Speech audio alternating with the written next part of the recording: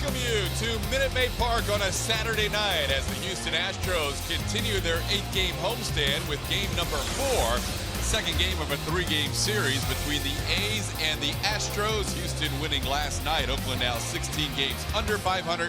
The Astros with an American League best record of 75-47. Boston's been hot. They have won 13 out of 15, and the Red Sox currently 4.5 games back for the best record in the AL. Hi, everybody. Welcome to another night of Astros baseball. I'm Todd Callis alongside Jeff Blum as we get you ready for another game between the Astros and the A's. And Blummer, in the past, it wasn't always the Astros dominating the A's. It's been nice to see after Oakland really did the trick on them in the past. Yeah, the script has been flipped, and the Astros need to come out and beat these guys. They are 11-2 against these Oakland A's, looking to continue that success. Now, when you look at the rotation, it was really shaky a couple of times ago, but it has gotten a lot better recently. Yeah, it really started on that road trip. The Astros were last on. Keuchel going out there, and the Chicago White Sox took it to them. And that 0-5 record, they had an 8.88 record. And that .352 opponent batting average did not combine well with the Astros offense sputtering on the road. But in that second go-around, after that first 5 starts, they were 3-2 with that 3.154 or 3.14, and obviously the average getting better. These guys are figuring it out, and obviously 2 guys in there between McHugh and Keuchel getting their DL legs back up under them.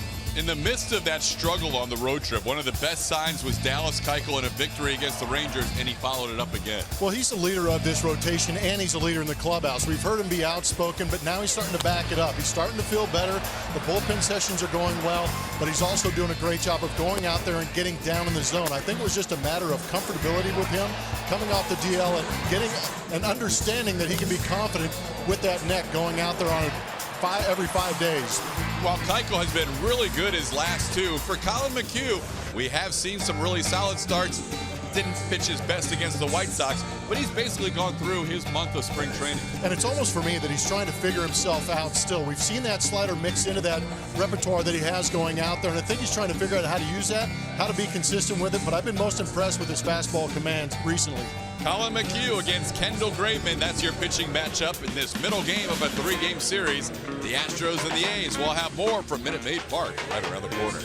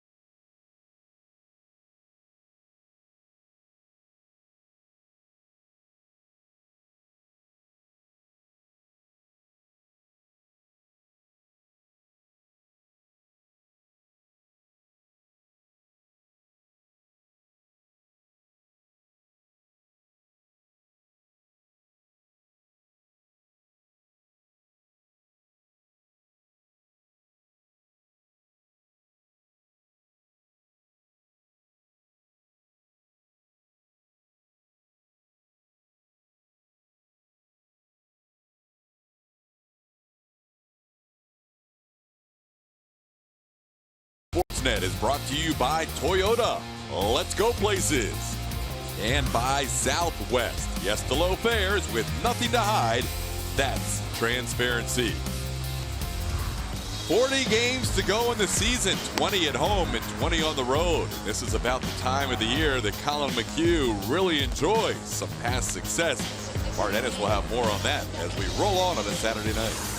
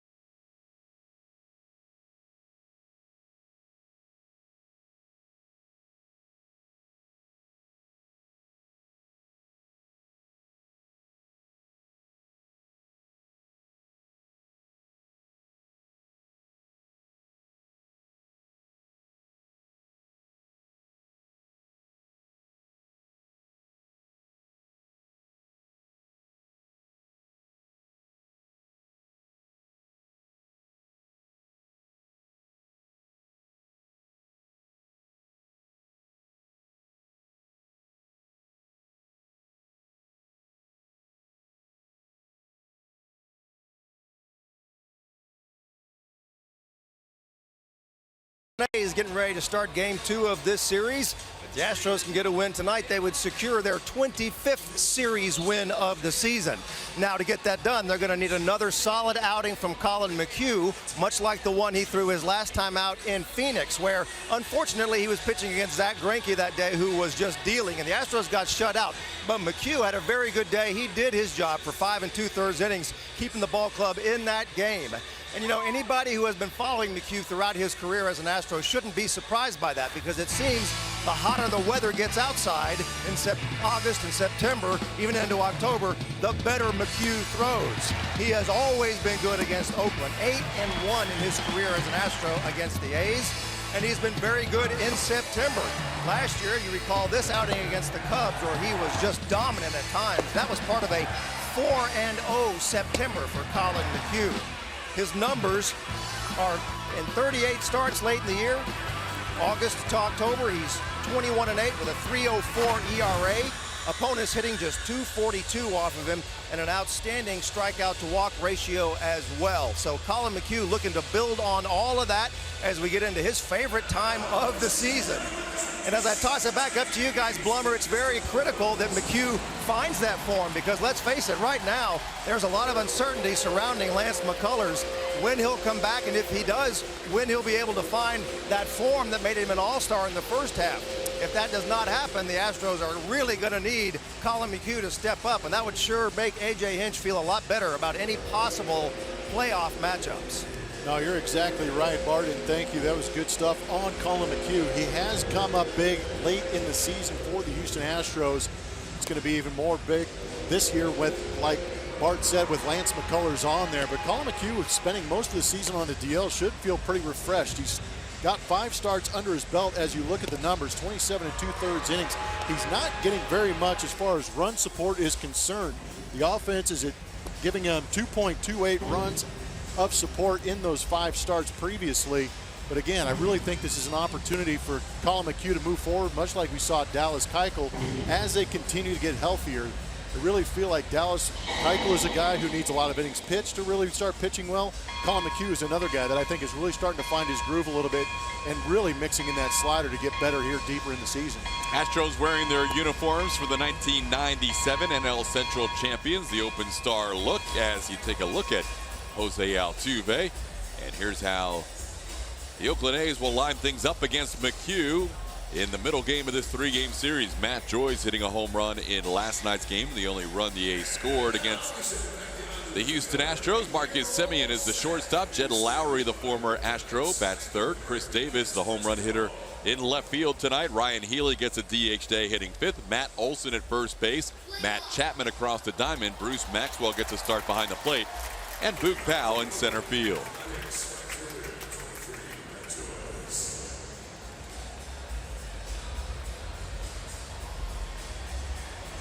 With these different uniforms, an opportunity for McHugh to slip on a Brad Peacock jersey to see if the offense would respond, since he's only getting 2.28 runs per game.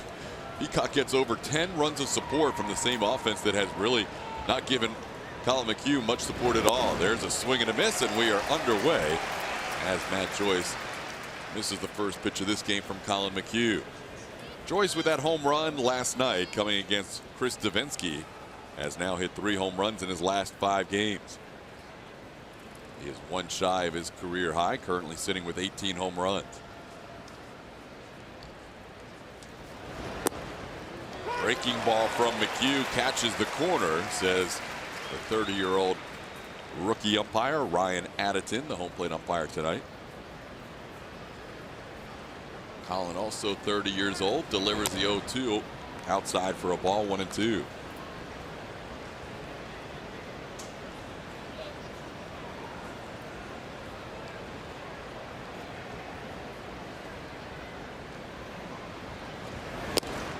Swing and a miss. McHugh picks up a strikeout on 4 pitches to start this game. It's good to see from Colin McHugh as we look at our pitch usage brought to you by AT on Colin. Strike percentage by pitch type. That curveball has been very effective for him over his career, and again here in 2017 accounting for 39%.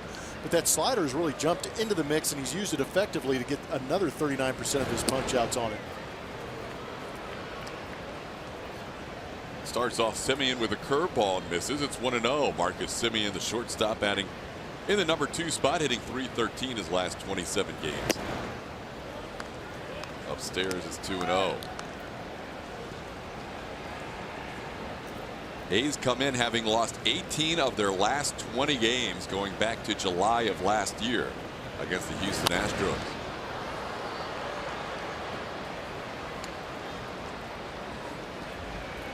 McHugh is also a guy who has contributed to that streak, as he has pitched very well in his career against Oakland.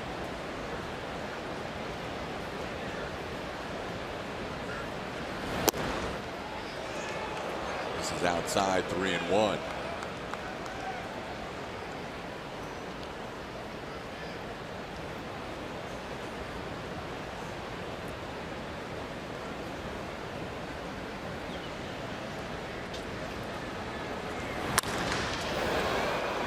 Ball is hit hard. That's a fair ball and bounces into the crowd. So a double with 1 out for Marcus Semien.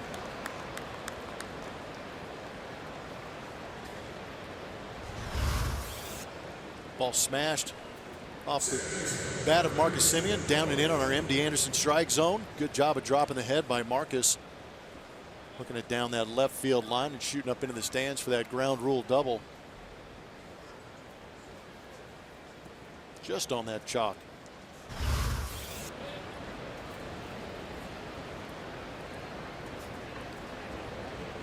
Now McHugh will face Jed Lowry. Semien continues to hit well in his career against Colin McHugh. Called strike to Lowry. It's 0-1 with that double. Semien now 9 for 19 against Colin. Lowry has been hitting better this year as a left-hand hitter, 279 overall. He's hitting 271, has 9 of his 10 home runs as a lefty.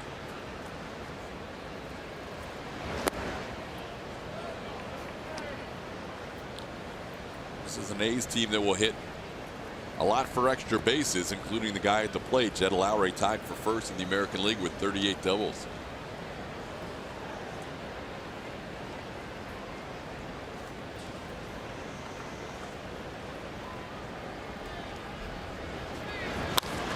To McHugh, and he's got the runner hung up. Simeon headed towards third, and Bregman runs him all the way back. The tag by Marwin. Well done in the rundown by the Astros as they cut down the lead runner. Poor base running by Marcus Simeon. Got to make sure that that ball is back past the pitcher. I know he's trying to read that ball to his left. The Astros execute a nice rundown to keep the burner off the base paths. Saw Dallas Keuchel last night doing a great job of fielding his position and helping himself out. Here it's Colin McHugh's turn. That was perfectly done by Alex Bregman. He ran him all the way back to the point where he committed a second. Then a little toss to Marwin. Fewer the throws, the better, and that worked out with Bregman right in the middle of that. McHugh to Bregman to Marwin put out. 2 outs and the runner on first base, and here's Chris Davis. Pitch misses. Davis coming in with a .238 batting average, but 33 home runs. And tied for third in the American League with 86 runs batted in.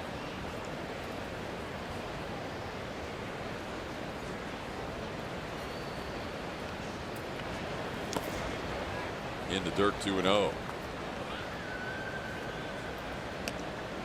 Colin McHugh making his 6th start since he's come back. Has pitched 6 innings in 2 of those previous 5. Last couple of starts, 5 1/3, 5 2/3.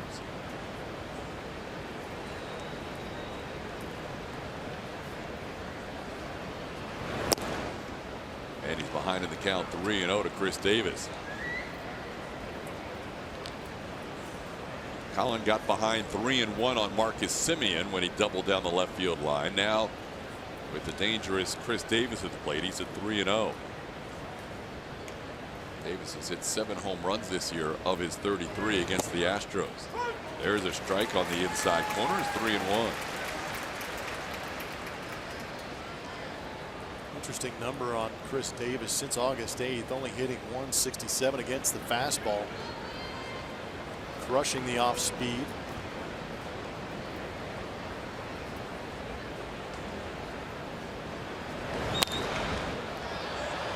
Had an off-speed pitch to hit there and fouled it back. It's 3-2. Defensively behind Colin McHugh tonight around the outfield from left to right, it will be Derek Fisher, George Springer back in center, and Josh Reddick patrolling at right. Alex Bregman and Marwin Gonzalez both had 6 assists in the game last night, with Dallas Keuchel on the mound. Jose Altuve's at second, Yuli Gurriel at first, and Juan Centeno calling pitches for Colin McHugh tonight. 3-2 is on the ground. Broken bat. Marwin will get the assist and the put out at first base. Davis is retired. 1 man left on base. George Springer and the Astros 2 up in the bottom half of the first.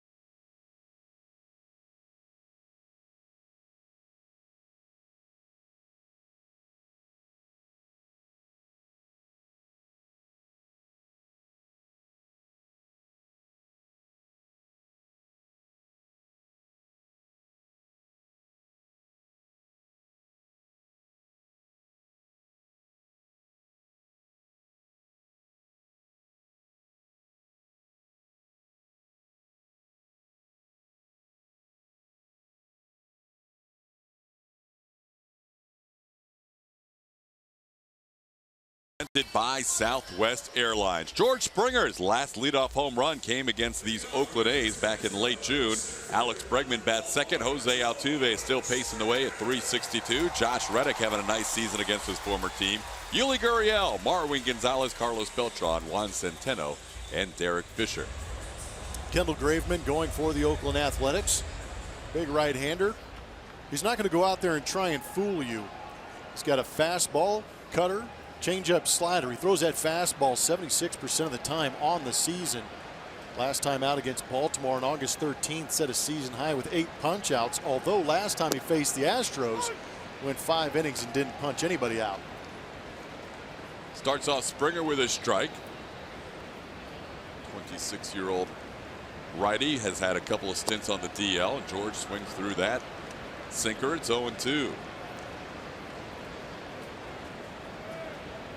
The all-time record for leadoff home runs is 13. That is close on the 0-2 pitch. Just misses the corner. It's 1-2.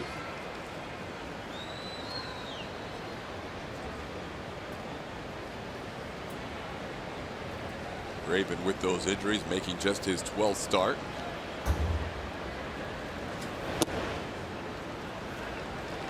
Here's that cutter. Every once in a while he'll throw a cutter to a righty, but righties see that fastball or sinker almost 86% of the time. There it is, chopped to the ground, tough play, Graveman, and he will not make the play. Springer will stay at first on the infield hit, and George, just in case, scampers back to the bag.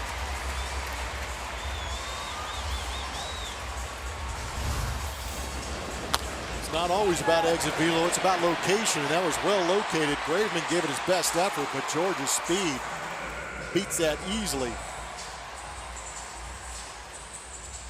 This little move here at the end too, where he thought about second, is why he ran back to first. That move right there.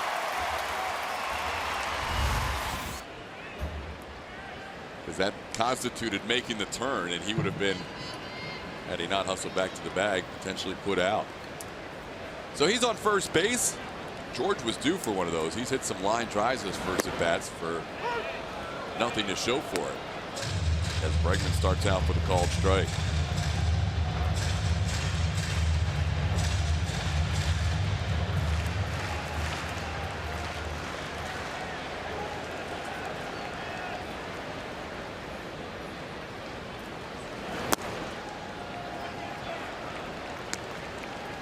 Down low, it's 1-1. This should be a beneficial matchup for the Houston Astros in the sense that they hit the fastball very well. .312 average against the fastball as a team, which is #1 in Major League Baseball. Graveman on the season at 76% of the time you're going to see the fastball. Last time out against the Baltimore Orioles, where he racked up 8 punch-outs for that season high. He was throwing at 86% of the time.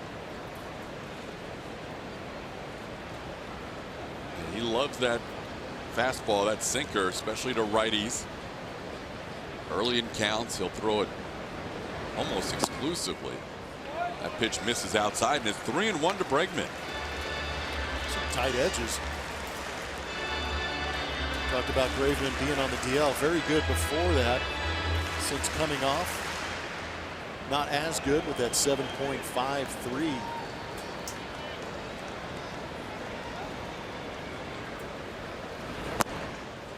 Down low, ball 4.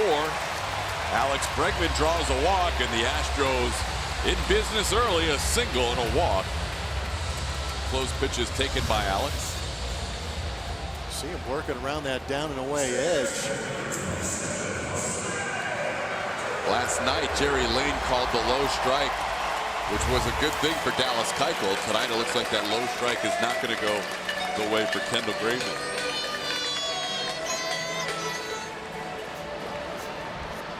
Here's Jose Altuve.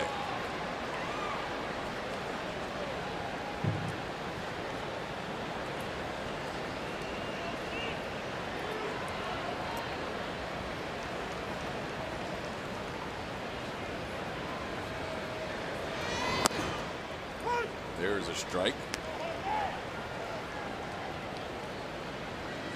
Braidman went on the DL the first time right after his start against the Astros on April 14th.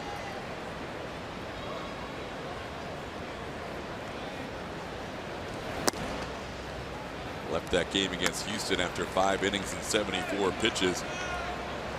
Had not struck out anybody at the time. Had allowed the 1 run on a home run by Norioki.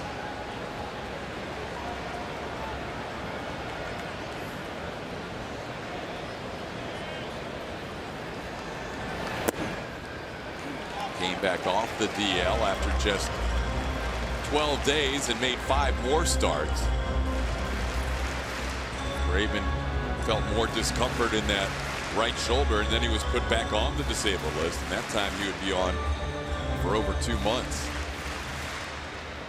from the end of May until the beginning of August.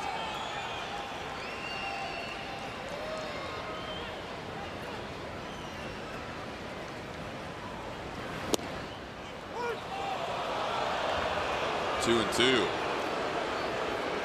Altuve, one of the more aggressive hitters in the league, hasn't offered at a pitch yet.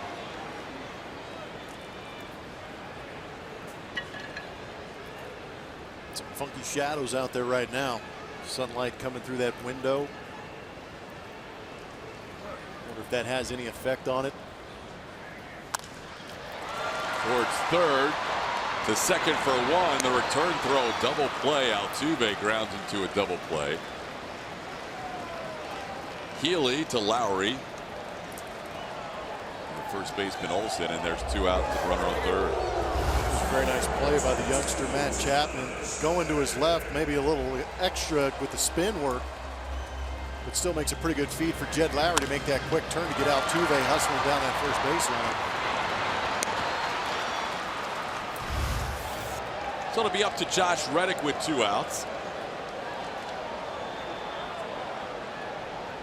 Reddick with good numbers against the A's, good numbers at home this year.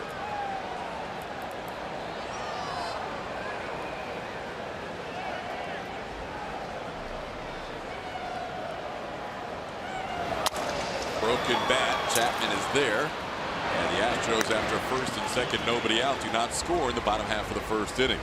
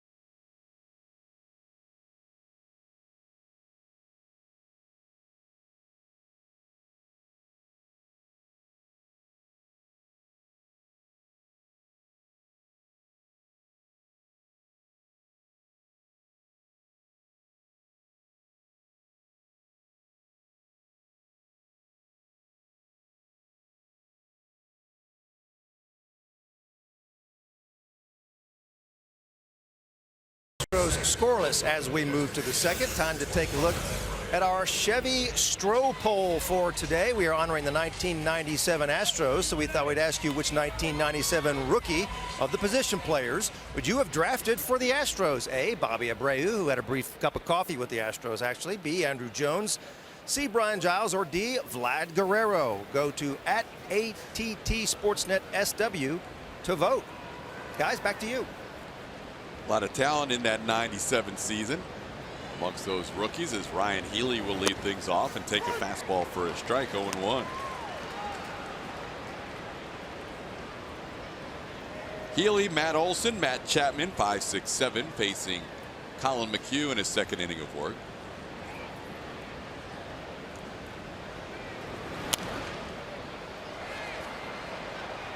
McHugh ahead 0-2.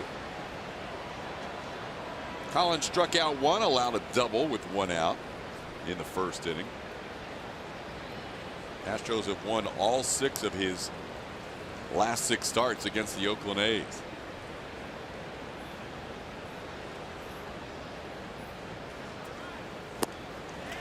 Good slider as he gets Ryan Healy chasing. Swing and a miss has been good on the slider this year. Showed you earlier, 39% of those strikeouts have been on that slider since coming off the DL for Colin McHugh. Good delivery, good break down and away from a guy who's been swinging the bat pretty good of late. For a new pitch, he's got it down pretty strong right now. He's had plenty of time. Just kidding. He's had some issues. Took him a while to get back off the DL, but it's nice to see that he has developed it, worked on it, and brought it here to the show. 54.6% whiff percentage on his slider. Better than anybody with at least 50 sliders thrown. Corey Cooper, the next closest. Obviously, McHugh doesn't have the number of innings that Kluber has so far this year. It's 2-0 on Matt Olson.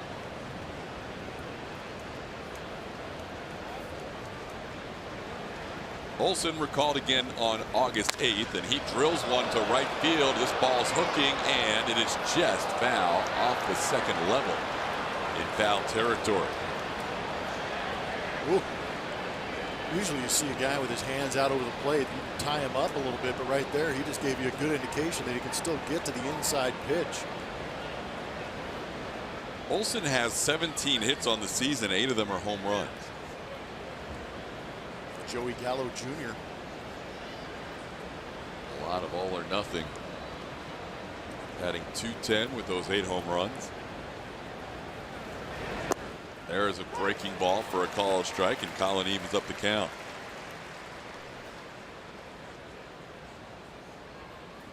Slider and curveball very effective in that 2-strike area. Whip percentage is extremely high, almost at 50% for both of them. Tried to hold up, and yes, Jerry Lane says he did. Counts full. Take a look at that on our Mattress Firm Supermo, and you make the call at home. Good call by Jerry Lane. Even with that bruised wrist, he was able to make the right call. Well done. Lane had to leave last night's game after a foul ball off the bat of George Springer caught him in the left wrist. He is back in there wearing a wrist guard on his left hand. Crew chief ready to go for tonight's game. And in addition to the wrist guard, there is white tape on top of that wrist guard. All umpires tonight are wearing a little white wristband. They feel like some of these protests against them have been a little excessive, and trying to look for some help from MLB when it comes to fines or suspensions when people have things to say about them in the press. Here's which MLB does. It's not broadcast over our airwaves. It's not put in out in the public, but these guys are getting fined underneath. Been pretty well documented that there are some guys making comments here recently, but underneath, unbeknownst to a lot of fans, they are getting fined. Hugh ahead of Chapman 0-2. AJ Hinch was pretty vocal about the final game against Arizona with the last at bat for Marwin Gonzalez. Runner on first, 1 out. And a pitch just misses the corner. It's 1-2. Fans here into this game early. Ooh, they've got a good idea of the strike zone too.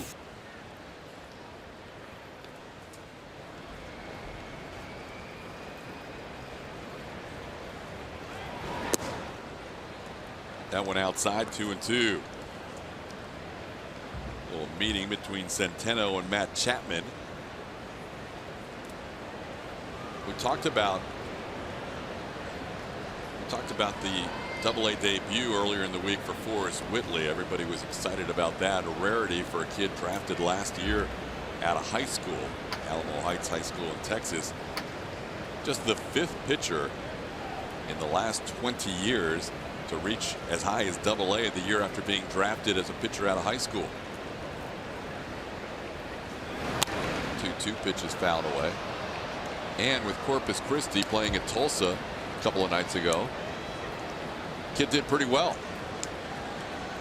Could be a little bit of an understatement. Exceptionally well. Yeah, almost 2 punch-outs per inning, 6 innings, and punching at 11. Best number on there is the 0 walks.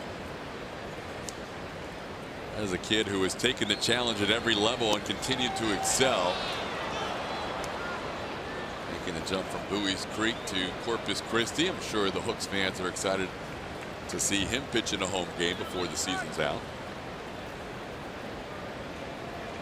Another full count from Colin McHugh after a walk to Matt Olson. He's now 3-2 on Chapman. 3rd full count for Colin of his first 7 hitters.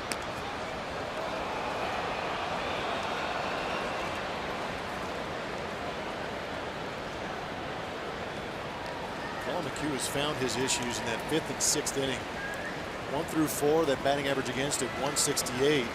Start getting to that 3rd time through the batting order in that 5th and 6th inning. They figure him out a little bit, jump that average to 418. Called 3rd strike. He throws him on the inside corner. Beautiful pitch by McHugh for his 3rd strikeout.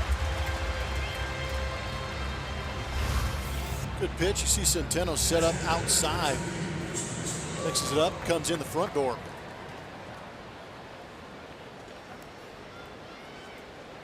It's another strikeout with the slider as he freezes Chapman on the inside corner. Now McHugh will face Bruce Maxwell. Maxwell takes a called strike.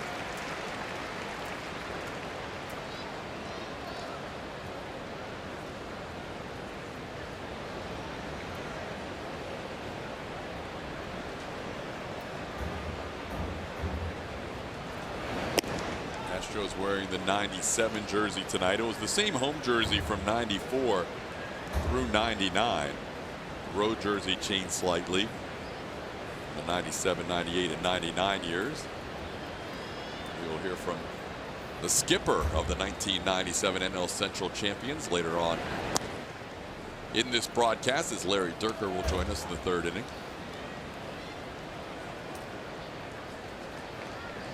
McHugh has seen his pitch count with a few full counts in this game rise up to 38, pitching in the 2nd inning.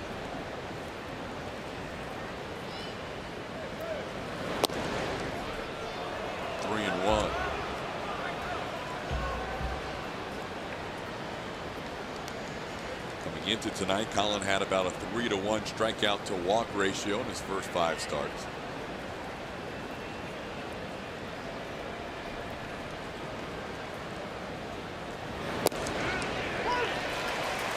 Catches the corner. Maxwell thought it was the same pitch as before. It's 3-2.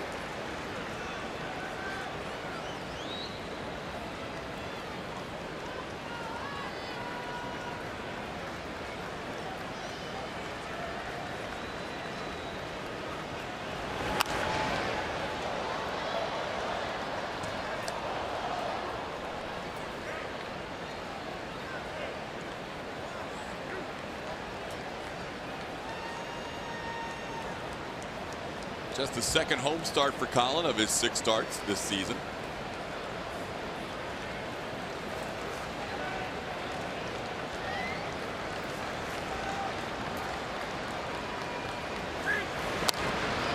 To center. Springer is there. And McHugh works through the 2nd. Thrown 42 pitches through 2. It's scoreless.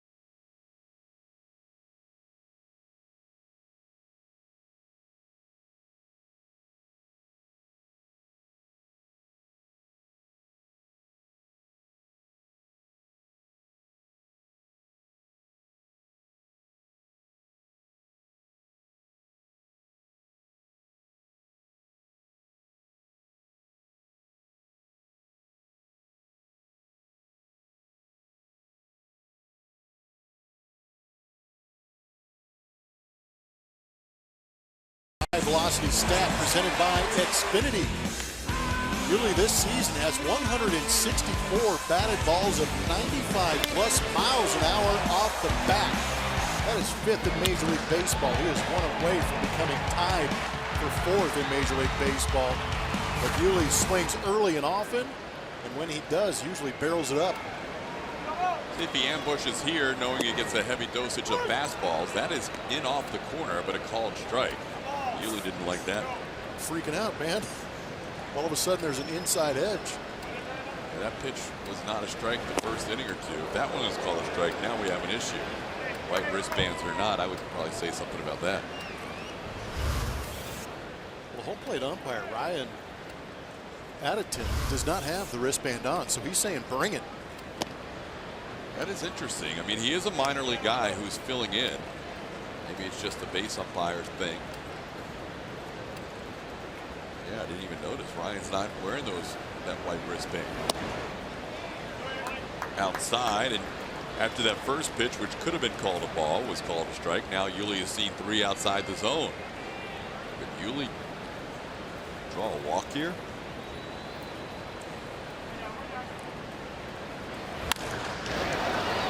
Pretty well hit, but at the third baseman, Chapman makes the play. And that's out number 1. 3-1 count. Guy throws 76 to 77% fastball. You know, Yuli is going to be looking for it. Gets it, just hits it right at Chapman. That was 109.9 miles an hour off the bat. Really? Yes. That last ground ball? 109.9? I'm just giving the facts, sir. I knew he hit it pretty well. That's very well hit. Here's Marwin. Just a terrible launch angle. -5. That won't do much damage. 1-0 the count to Marwin. El Grande is putting up pictures of what they would assume guys would look like back in 1997, at least their style. Marwin's got some style. That's the mask. Yep. He did a great job with Altuve's when Boy Meets World. I didn't see that one. Oh, it was good. I should have pointed it out. It was fantastic. There's the mask.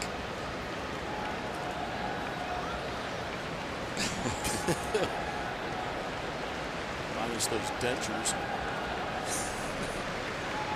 1-1 the count to Marwin. Misses the corner. It's 2-1.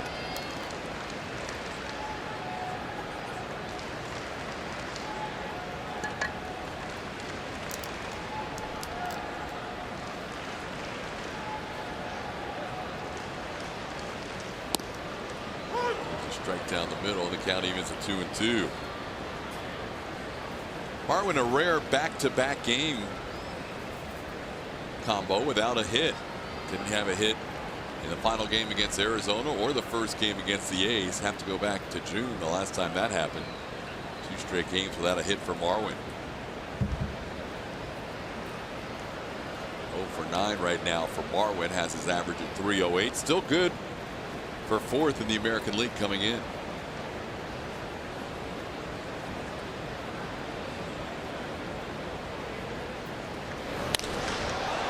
To center. Harlan got under this one. Playable for Boot Powell out in center field for out number 2. Lace up your shoes for the annual Badges and Bases run presented by Chenier. On September 30th at Minute Maid Park, each racer will get a commemorative t-shirt and a photo op at home plate. Register today at astros.com/run. Carlos Beltran, the batter, 2 out, bases empty situation. Beltran coming in batting .244 on the season. He takes a called strike.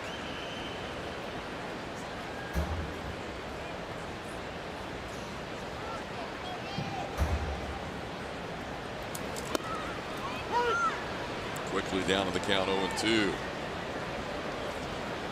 Braveman has had success against Beltran in his career. Carlos hitting .188 and 16 at bats. Stays alive by grounding that one off the Astros dugout. Stays 0-2. Beltran coming in with 435 career home runs, 1,584 runs batted in.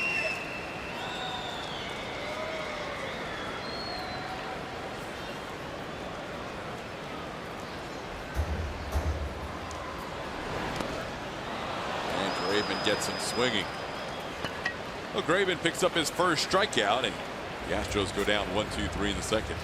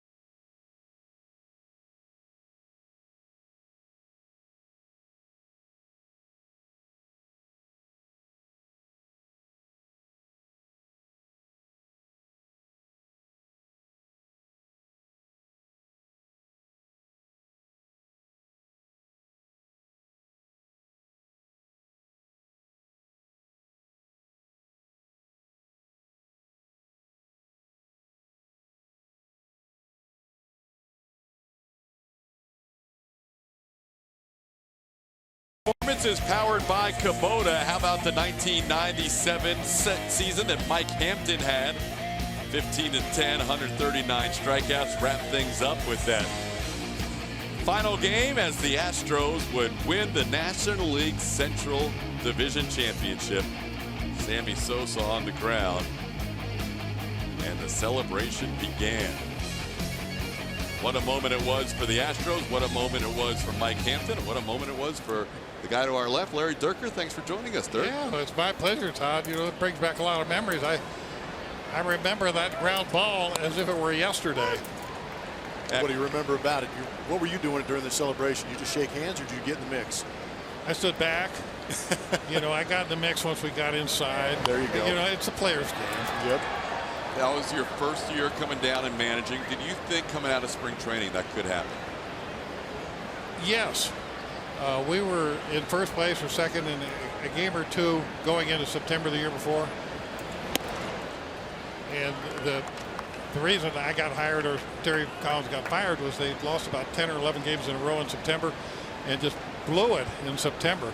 And that's not a good way to keep your job in this sport.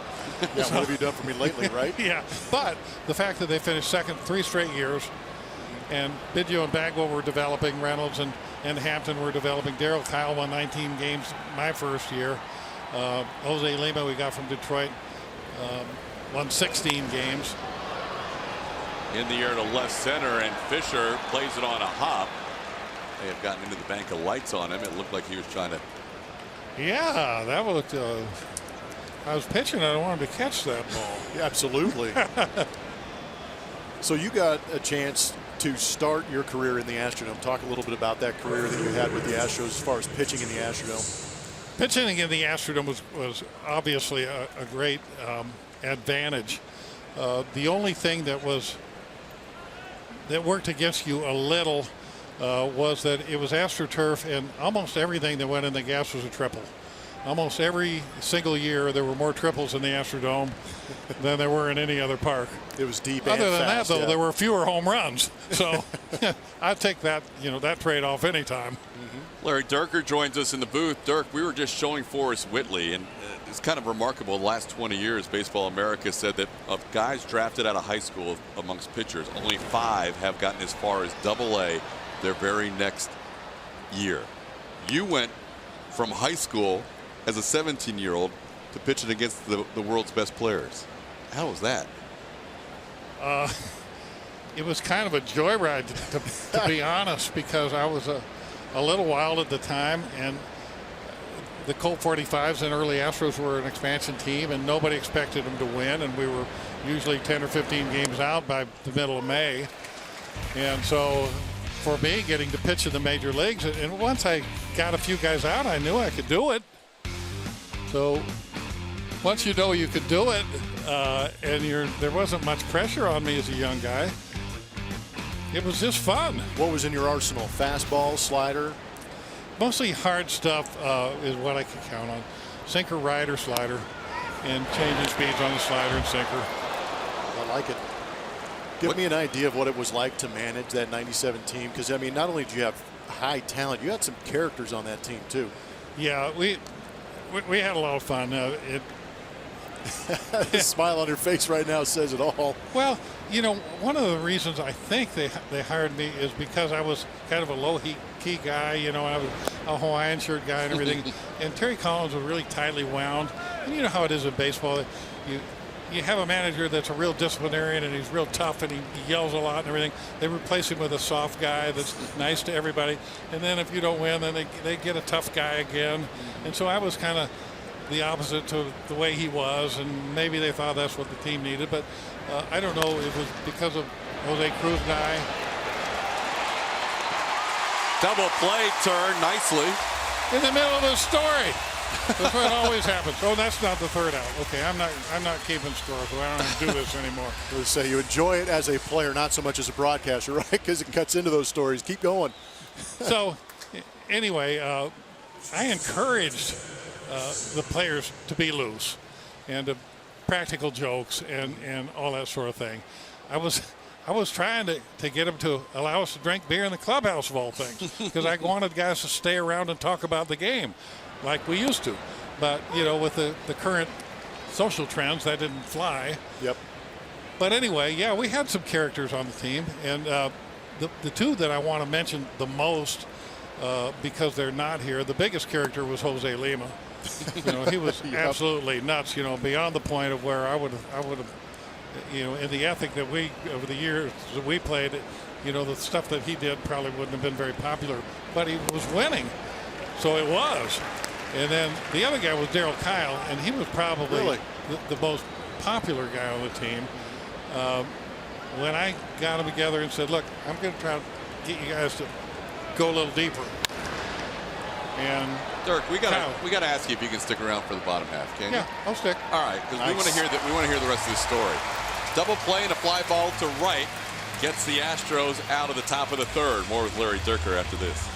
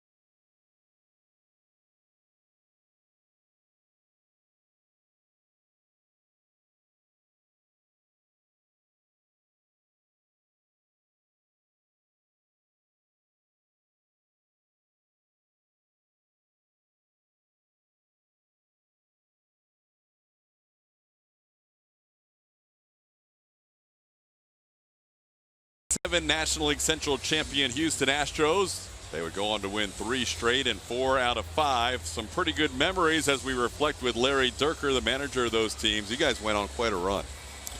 Well, we had great players. When you look at that graphic, Hampton's 22 wins is still the most for any Astros in a single season. Randy was Randy. You know, he had his own conditioning program, did whatever he wanted to do, and we loved it. But Mike, we actually worked with him and changed him a little bit. He was a different kind of competitor. He's one of the few guys I think that might have been able to make it to the big leagues as a position player. Yeah, definitely had the swing, didn't he? He had that mentality, and this is the kind of pitching I like. You know, one or two. You guys don't get to do too many games like this, do you? No, you're going to tell Rob Manfred you're the speed up rule right here. Yeah, I know. Anyway, Mike was recruited by Florida State and Notre Dame, played defensive back, and he was also a wrestler in high school. So Really? he had that kill 'em mentality. Yep. But he wasn't quite Sandy Koufax or Randy Johnson. Well, he stuff-wise, had yeah. above average stuff, but not overpowering stuff. So trying to transform him into a finesse guy when his mentality was a kill 'em guy took a little bit. But once it did take, what a pitcher he became. And your mentality, we talked to Shane Reynolds yesterday, your mentality with that rotation was you're going to go out there and you're going to work out of your own damage. Talk about it, you know, that era of pitcher going deep in ball games as opposed to now where guys are being a little more massaged in and out of that rotation. Well, part of it was we didn't have a great deal of pitching depth. And one thing we did to try to improve our pitching over the offseason was to get Brad Osmus so that we'd have one of the top catchers. Yep. Because with one catcher could make every pitcher better.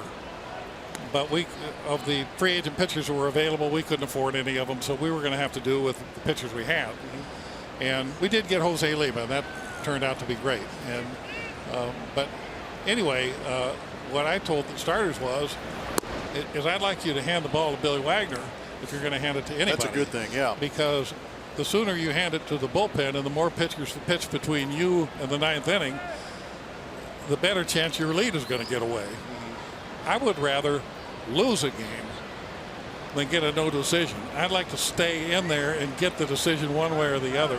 If you can think that way, you'll win more games and you'll make more money. And they pretty much bought into it. Well, I'll tell you what, that last line is probably what they bought into most. Yeah. I mean, ultimately these guys want to go out and compete, but if you're going to get paid for going out there and pitching well, why not stay out there and do it as long as you can? 255 innings for Darryl Kyle that year. He really showed up for you. Yeah, the first time I mentioned that, he said, "You mean if I'm in trouble at the seventh inning, you leave me in there?" And I said, "Chances are, do you think we have anyone in the bullpen that's got a better chance to get out of it than you do?" And he goes, "Well, no." I said, "Well, if I'm not out there and Vern doesn't come out, you're on your own." He goes, "All right." It's a good mentality to have. Yeah. Especially when you got that 12-6 hammer that he had. Yeah, well, and also he had Springer to left on a rope. It hits the top of the wall. He hit it so hard he's going to have to hustle into second. And Chris Davis's throw is not in time. George avoided the tag.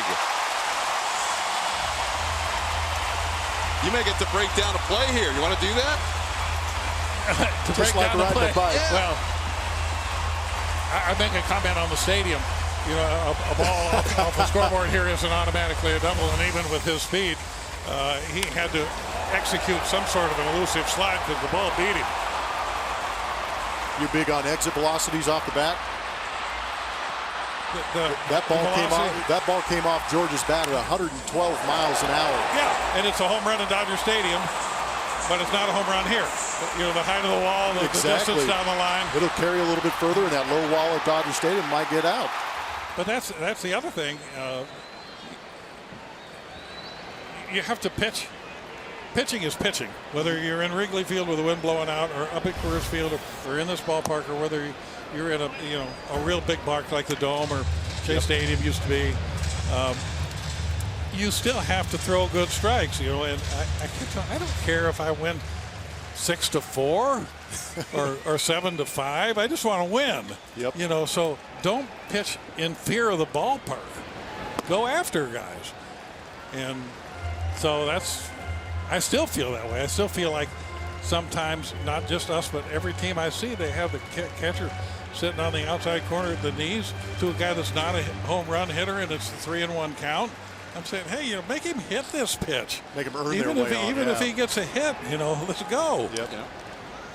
Beautiful evasive slide there by Springer. Is that a play that maybe before replay would have been an automatic out when the ball beats the runner? Could have been, yeah, because, you know, like with the neighborhood play on the double play, if the ball beats you, you're out.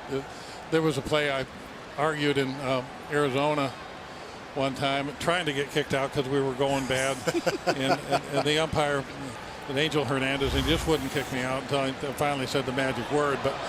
But it was a play where one of their players tried to advance from second to third on a ball to short, and Billy Fires was playing third, and the shortstop threw it to him, and he made a swipe tag, and he called him safe. Well, you know, the replay probably showed he really was safe. But back then, if you're a knucklehead and you try to advance from second to third, in that situation, and the throw beats you, they just call you out. Yep. Not anymore. I actually remember playing in those days where if you just put down a good swipe tag and you were an idiot and took off running, and the play was made, and the umpire would usually give you that, you know, you're out. Kind of call like you need to go back. So you had to work at that ejection, it sounds like. Angel was keeping you in the game. Dirk, we loved the inning here. It was a great visit. Thank you so much, and congrats on 20 years remembering the 1997. Well, you guys, the only thing I'm going to ask you to do is just keep going all the way. It's like when I won 20 and I told Leba and Hampton that I want them to break my record. Okay, our record's 102. You guys got to beat it. Believe it. Okay. All right, Dirk. Thank you, buddy. Thanks, Larry Dierker joining us in the booth. We'll have more after this.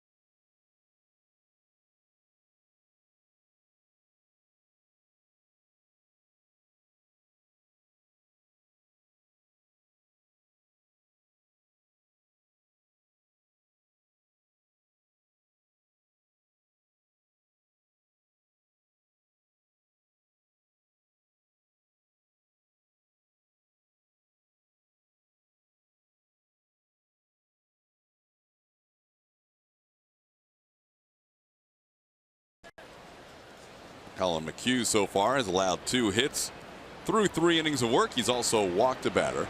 And he'll face Jed Lowry, Chris Davis, and Ryan Healy. Want to thank Larry Dierker for joining us in the booth. He's one of those guests, Blummer, you feel like you could have him on the whole game and you wouldn't get tired of hearing his stories. Just like riding a bike for him. But I know that we're a little biased because we do work for the Astros, but we have been so entertained by everybody we've had in the booth from ex-players. It's been incredible. But yeah, Larry, yeah, he could probably go on for a couple innings if we let him. Yeah, that was fun. Fun to revisit and hear some of his as the Astros celebrate over the weekend the 1997 NL Central Championship team.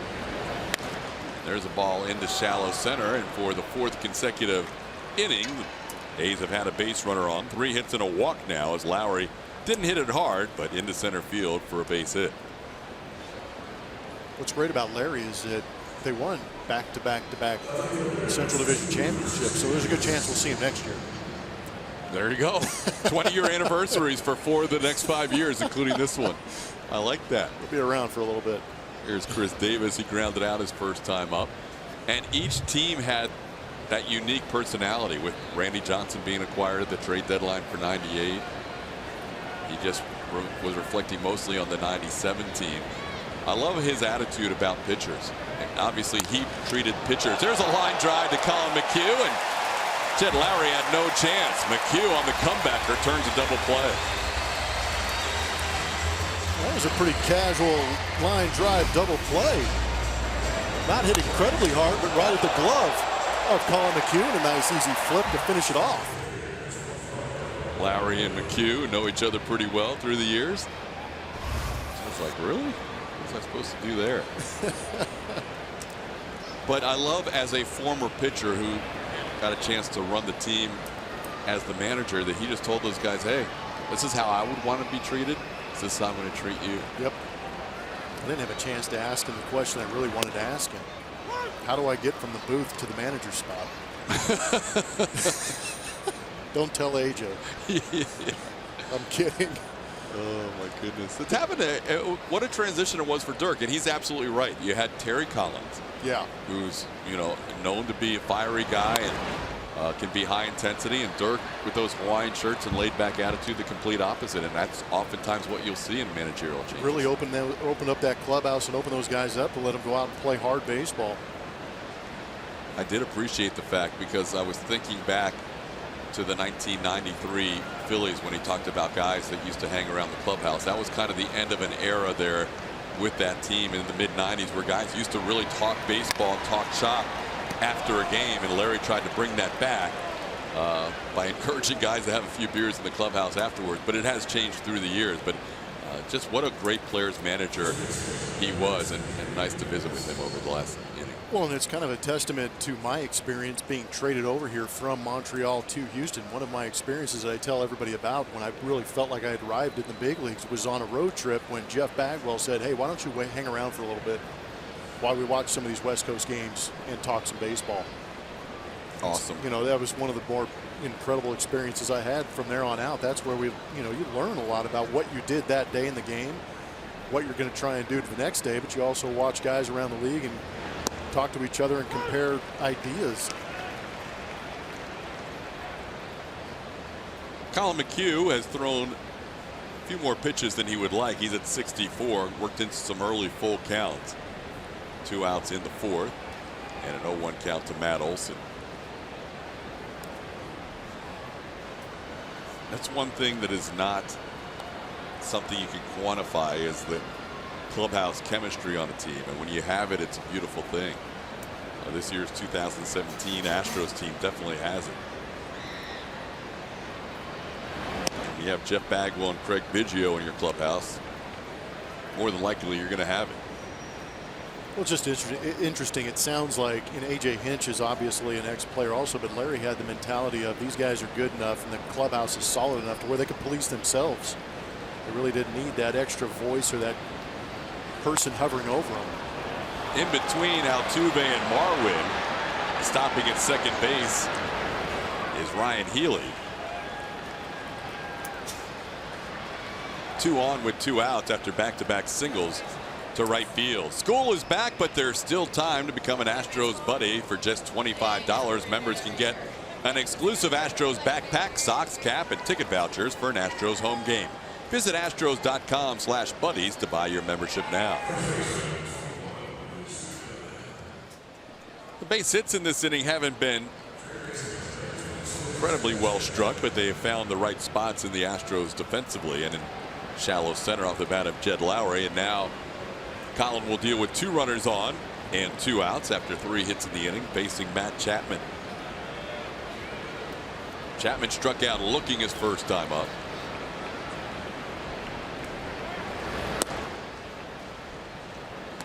Fastball misses away, 1-0.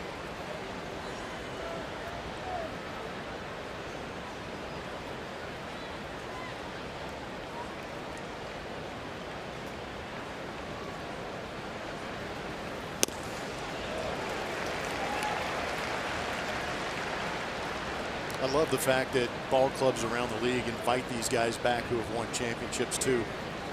It's good for the guys in the clubhouse right now and the dugout to see these guys, but it's also great. You hear stories about how these guys meet up in a suite and they start to have a meal, watch a game, and all of a sudden the stories and a lot of the memories start conjuring back up. It's beautiful. High fly ball to right. Reddick is there. Josh puts it away for the final out. Colin McHugh works around 3 hits in the fourth.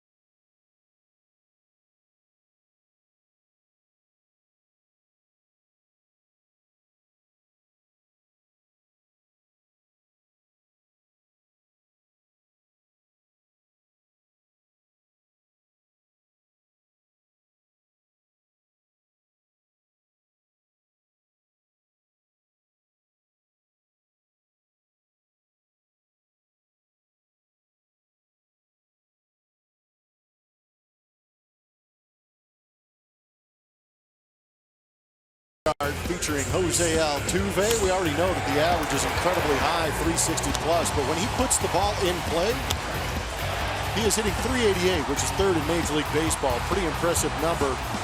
But we know also that Jose Altuve is very creative. We've seen him go deep. We've seen him use the pitch, go back up the middle. Nothing seems to faze him, and he's always able to adjust to the pitch from AB to AB.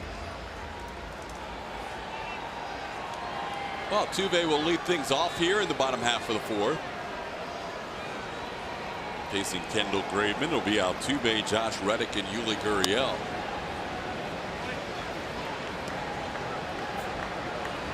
Year to year for Jose, that BABIP compared to the Major League average on the right-hand side, consistently getting better, topping out at 388 this season.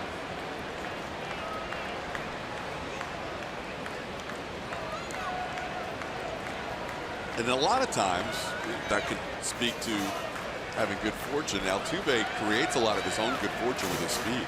No, I completely agree on that. I say it all the time that speed doesn't slump. So a lot of these infield nubbers, ground balls, 48 hoppers, whatever you want to call them, if he puts his head down, he can speed through it. That's how you get some of those knocks and increase your luck that you're talking about. He's able to also hit a lot of pitchers' pitches and just soft serve them into right field. We've seen him do that a number of times this year. 27 infield hits this season, leads Major League Baseball. Matches his number. Altuve with a 2-2 count to lead off the bottom half of the fourth inning. Kendall Graveman so far has limited the Astros to just a couple of hits, both from George Springer. There's a ball down the line and right, slicing into the crowd. Another good weekend crowd for this Astros and A's series. We had 30,908 last night. Saturday has been the biggest average crowds of the year.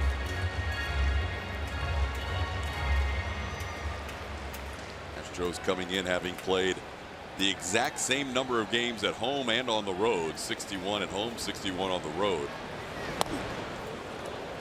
And the record, while the margin is narrowing, Altuve fans out by the home run pump, is 35-26 is their home record. 40-21 is their road record. The road record had been significantly higher all season long. 2-6 road trip in their last 8-gamer didn't help. There's Jose Altuve right next to Topanga in Boy Meets World. He fits right in, doesn't he? You're loving that one. That's a good one. That's good. Well played. Creativity here from the folks at El Grande. 3-2 pitch, up and in, ball 4. Altuve draws a leadoff walk to start the bottom half of the fourth inning.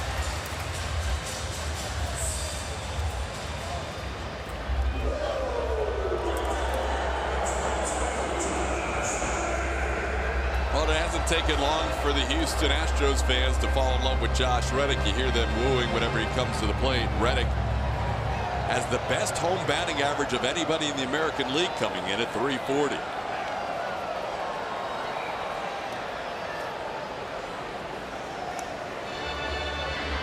Winner of the Heart and Hustle Award, acquired from the Athletics in the offseason. He has done some damage against his former team this year. 15 for 35 against the A's in 2017. Misses down and away. It's 1-0. Of course, the El Grande for Reddick is at a Ric Flair tribute. I wouldn't be shocked if Josh requested to be Ric Flair on the scoreboard today. He is a unique character, Josh Reddick. He probably knows Ric Flair's record from 1997, or who he wrestled. This guy's knowledge of wrestling is unrivaled. He was quizzed about it earlier this year on Intentional Talk on MLB Network, and he had a perfect score. That's impressive. It was crazy. Like, they were asking him to name the WrestleMania numbers, and he was on point with all those answers. There goes Altuve looking for his 28th steal, and he is in there safely. Altuve steals second 2-0 count on Josh Reddick. Altuve picking a good pitch to run on, one of the rare off-speed pitches from Graveman. You see the break on the ball. Makes it virtually impossible for Bruce Maxwell to get the ball down there in time to get the speedy Altuve.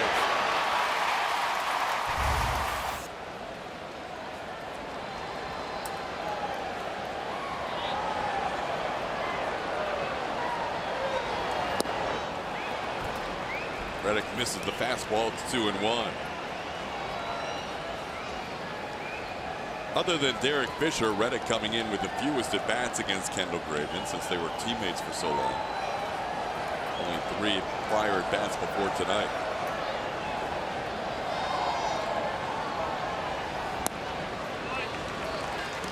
Pitch misses down low, 3-1.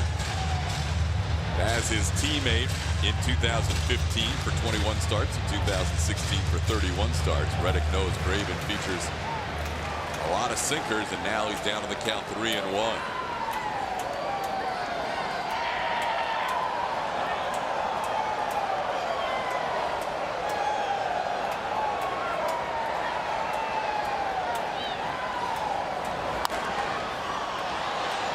Breaking ball there. A little cutter. It's 3-2.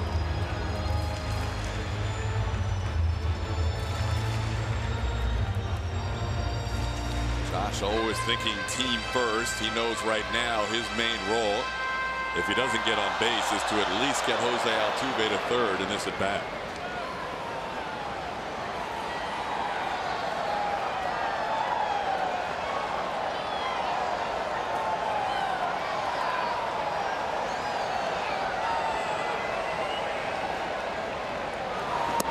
Down and in, ball 4. Reddick draws the walk. 2 walks in the inning issued by Kendall Graveman, and the Astros in business in the 4th. Deep counts too.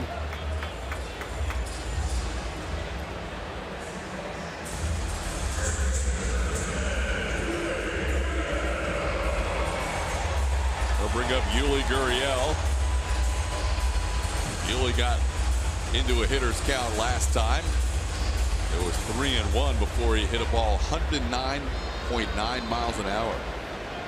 It's been upgraded to 110. That's the second hardest hit ball in this game. That one that George lined off the scoreboard was 112.2. George, that ball was still moving upwards when it hit the wall. He had 0.1% higher degree launch angle. That might have been in the Crawford boxes. There would have been people diving out of the way too. In the dirt to Yuli. It's 1-0. Coming in hot.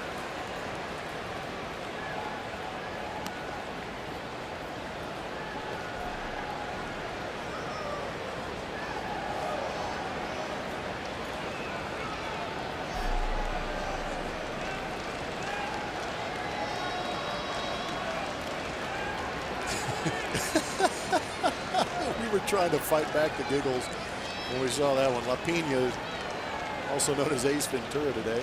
Fits right in. On the ground foul. It's 1-1.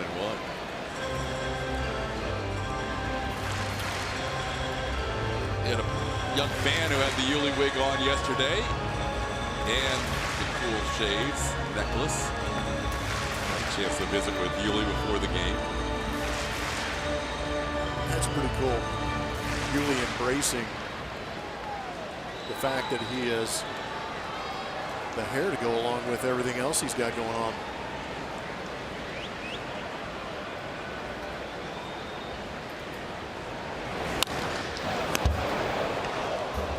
Into the crowd foul. It's 1-2.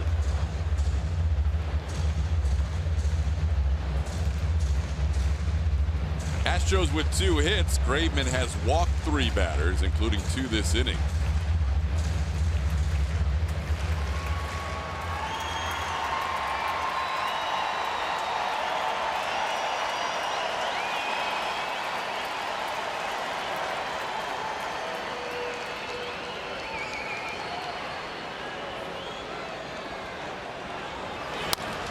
Other way, base hit. Altuve being held The bases will be loaded.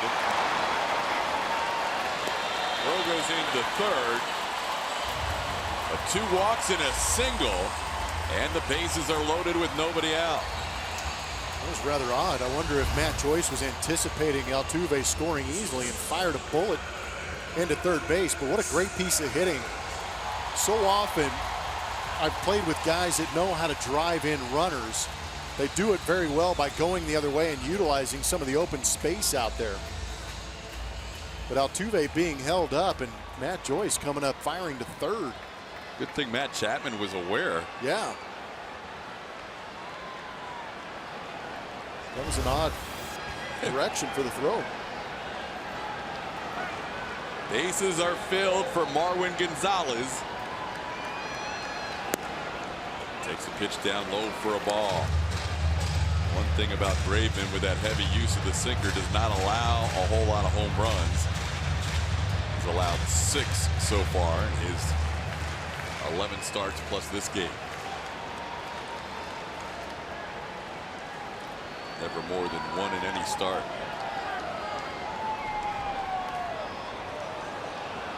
Of the guys in the lineup today, though, Altuve and Marwin do have home runs against Kendall Graveman.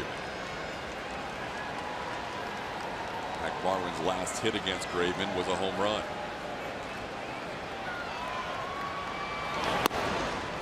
Staying low, it's 2-0.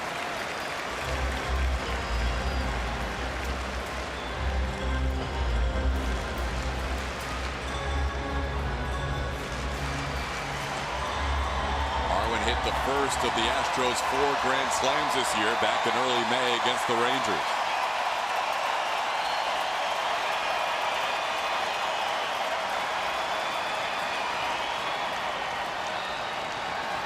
Graveman has fallen behind the last 5 batters before this inning. And Alex Bregman to end the third. I think Graveman's going to ask Maxwell, should I throw the fastball or the fastball? Sinker away or sinker in? Yeah, it's the only thing they could be talking about is maybe location. 2-0 count. The guy on the bump that throws the fastball 76% of the time over the course of the season. Tough spot with Marwin Gonzalez at the plate. Marwin's so good this year with plate discipline. He will look for something he could drive.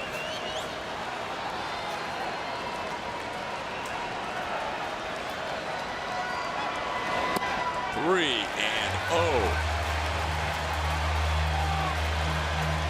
Marwin has been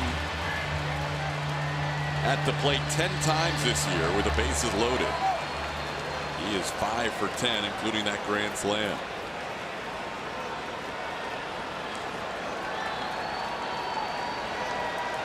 You would try and look for something center cut here. If not, probably Wolonoff or out. On the ground, past Lowry into right field. Altuve scores. Reddick scores. 2-0 Astros.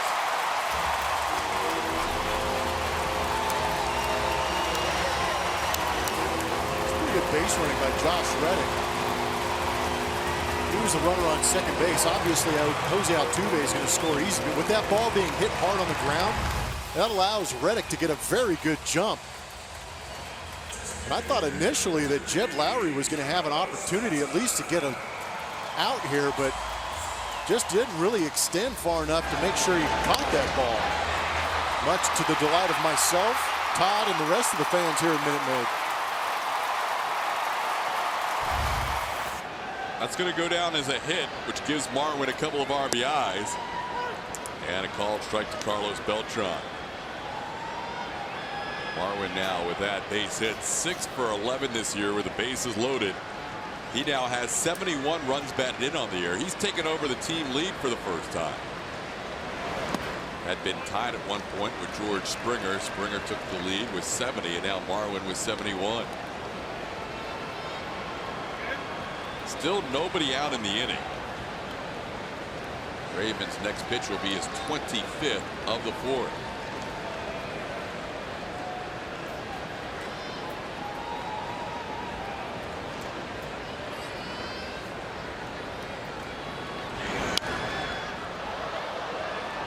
ahead of Beltran 1-2.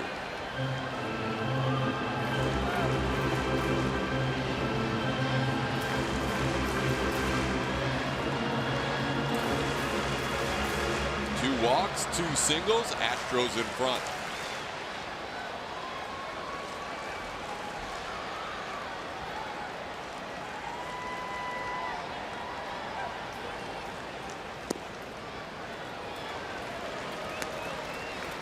Pitch misses outside. It's 2-2.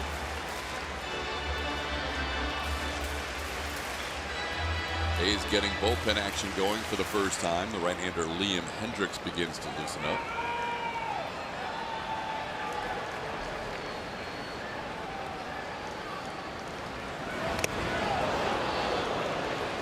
Off the mask of Bruce Maxwell at the plate.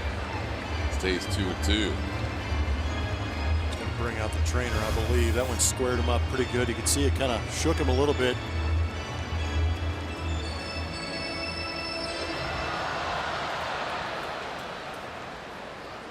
This will be a great look at the impact.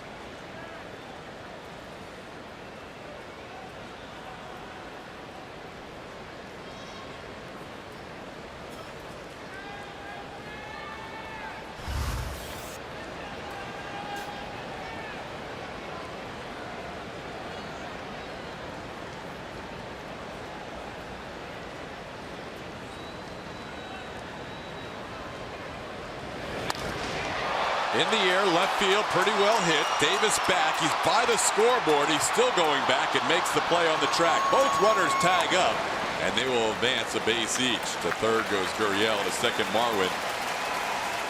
They'll try hitting one, bidding for the Crawford boxes, and just missed.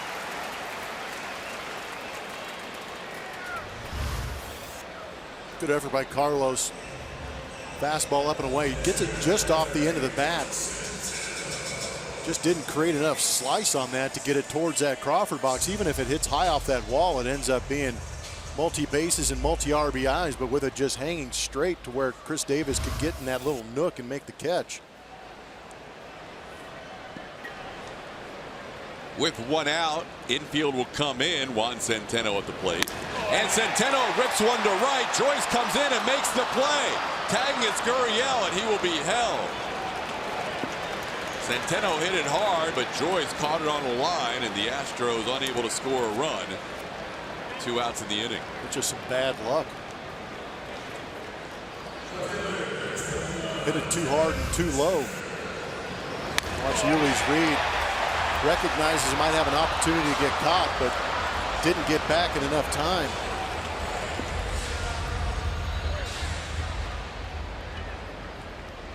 That was going to be a tough play to score on anyhow. Yep. Joyce was coming in and pretty shallow by the time he caught that ball. So Fisher now will bat with 2 on and 2 outs. Fisher takes one outside for ball 1. Derek struck out looking his first time up. Astros sending 7 men to the plate this inning.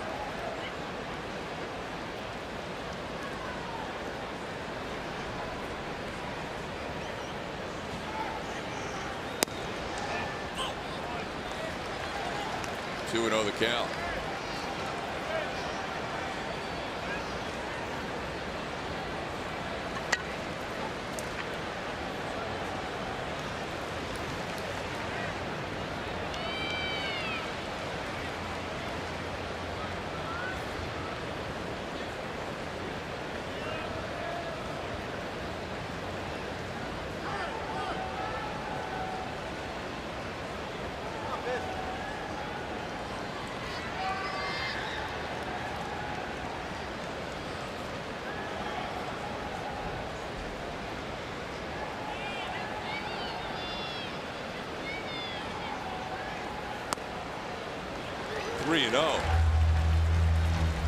Even though Fisher a lefty at the plate,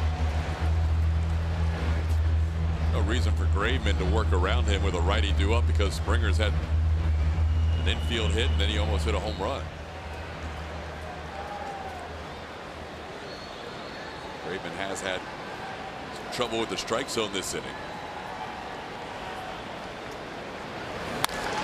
3-0, green light, fly ball in the left center field, long run for Boog Powell. Chris Davis looking for his center fielder, who finally finds it for the final out of the inning.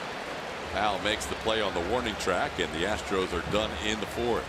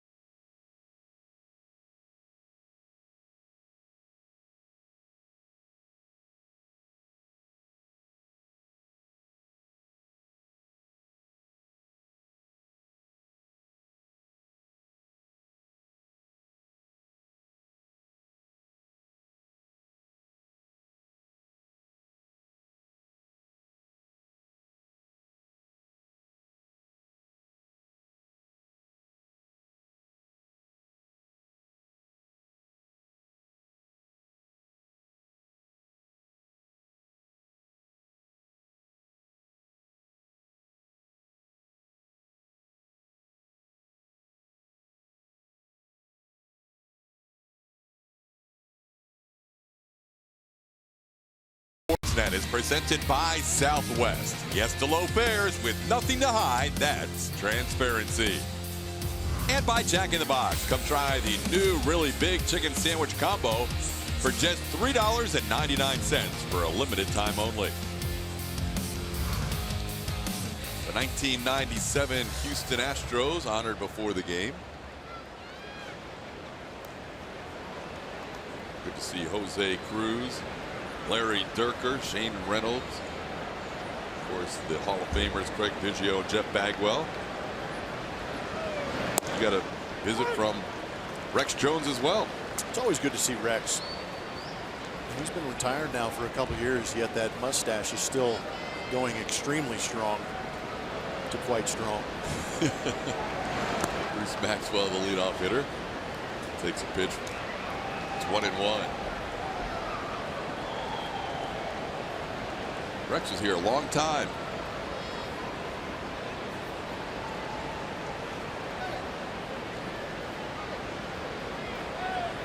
Maxwell on the ground, foul. And I didn't realize his doppelganger played for the Calgary Flames back in the day. Lanny McDonald. I found a picture of him floating across the internet. I was like, wow, it's a spitting image.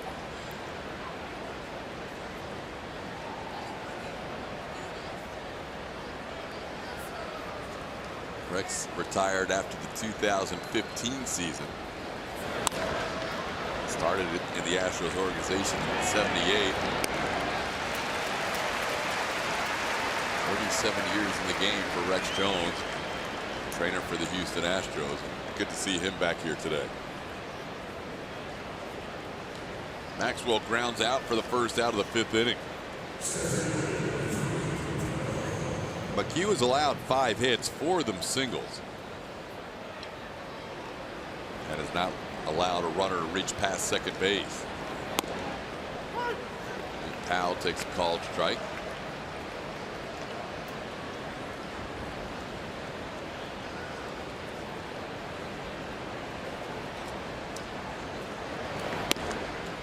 Powell acquired this year from the Seattle Mariners, making his big league debut. No relation to the early power hitting first baseman all those years with the Baltimore Orioles. On the ground towards Alex Bregman, only one in the shift, and Alex makes the throw. On the move for out number 2. Catch the deal of the season with the Powerade Double Play Tuesdays. Get a pair of View Deck 2 tickets for every Tuesday home game for just $22. The offer is only valid at Minute Maid Park box office. Visit Astros.com/value for more information. 2 outs, bases cleared, and Matt Joyce would be the hitter. Joyce is grounded to a double play and struck out. 1/3 of their lineup is Mats. Breaking ball misses. It's 1-0. Joyce in right field, Olsen at first, and Chapman at third. There's much better analysis than I can give you. On the ground to Hewley, and a 1-2-3 inning with 9 pitches needed for Colin McHugh as he gets 3 groundouts to get through the 5th.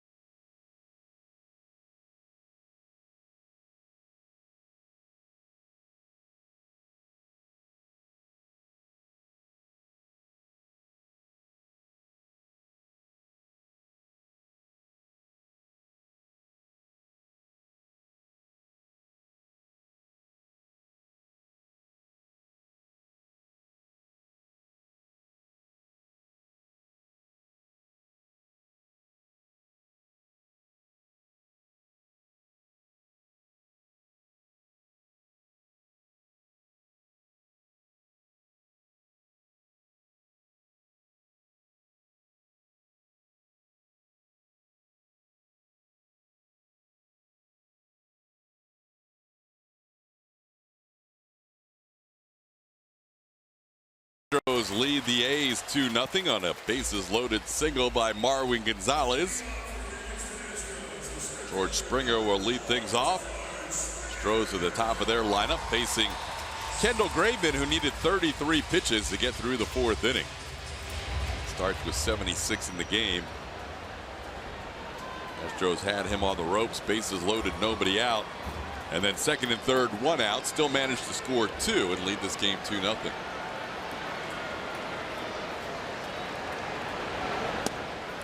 Takes one for a ball outside, 1-0. George with 2 hits tonight. Infield single on a slow chopper. He's had the tail of 2 exit velocities. And then a rocket off the wall left that just missed being his 29th home run of the year. Here's Woody, also known as George Springer. True story. Good job tonight with the Astros players up on El Grande. They have done an exemplary job. Derek Fisher with Vanilla Ice. That was pretty good. 2-1 the count. What are the odds that Derek Fisher knows who Yeah. Vanilla Ice is? Good point. As the rapper, not the home improvement guy. 2-1 pitch misses, and it's 3-1. Graveman walked 2 to start the 4th inning. Now he's behind Springer, 3-1. George hadn't had a lot of success against Graveman before this game. He was just 3 for 17 in his career, but 2 for 2 tonight. Now the fouls, 3-2.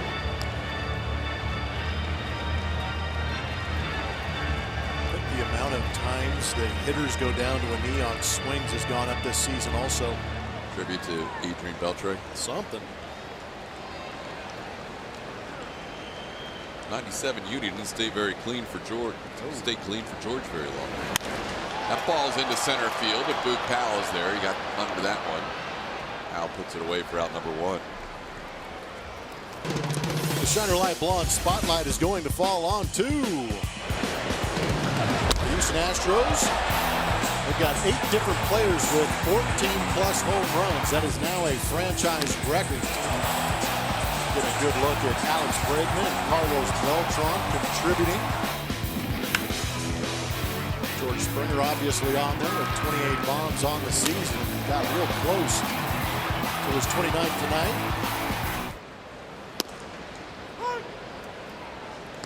Seems like a while ago that we made a big to-do about how many guys have double-digit home runs. Now we're starting to get into a little more of an elite class of 14-plus. Yeah, this could very well end up being the team that ends up with the most hitters with 15 home runs or more as Bregman rockets one down the left field line for extra bases. Davis digs it out of the corner. Alex Bregman into second with a double. There's a shocker. Kid has been racking up extra base hits by the bunches since July 1st. There it is, 81st game with an extra base hit for the Houston Astros, extending that streak.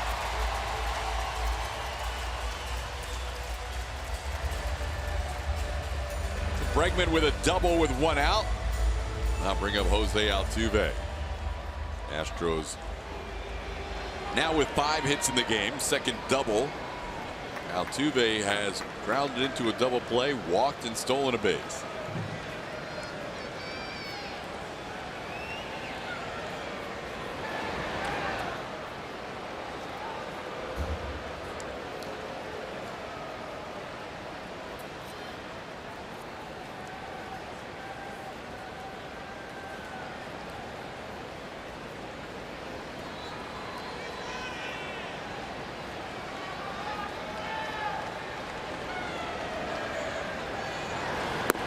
With that steal earlier tonight, his 28th of the year, Altuve moved into a tie with Jarrod Dyson for the American League lead in that category.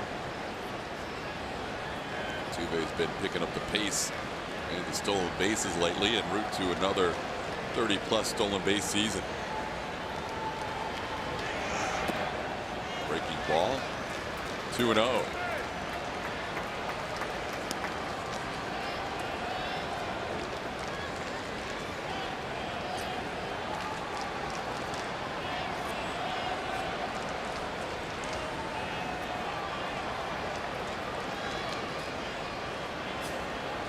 Altuve stolen 30 or more bags in 4 of the last 5 years.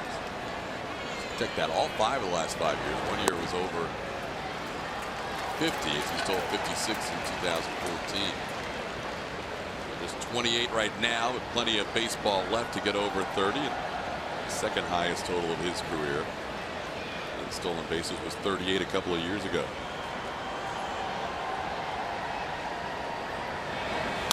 Line drive center field. Good read, Bregman. He's being waved around. Boog Powell with the throw home, and it is in time. Bregman out at home plate. Quite a throw by the athletic center fielder. Bregman thinks he may have been safe. Altuve with a single to center. And for now, Bregman thrown out at the plate. Be interesting to see where that tag is. Bregman did get a good jump on Altuve's rocket up the middle. Give credit to Boog Powell for making a strong throw home and a pick by Bruce Maxwell. But after the pick, did he have the opportunity to get the glove down before that left foot coming in for Alex Bregman touched home plate? Looks like it did. Think he's safe? No, I think he's out. Because his foot popped up. Yeah, and I thought that glove got to it before it got to home plate. Astros are going to ask for a review for Chief Jerry Lane and the young umpire Ryan Adeton. I'd love to be wrong. I think the fact that the foot popped up hurts, but we'll possibly get another look.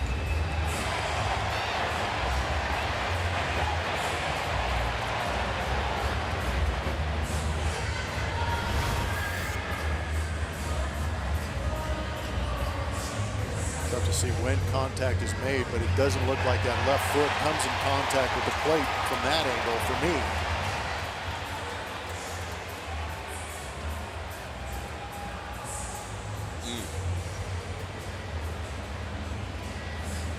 I think it hurts the Astros case and Bregman's case is that the foot popped up a little bit. And because of that, I think the foot hovered over the plate before the tag was made, but I don't think the foot was down. I agree.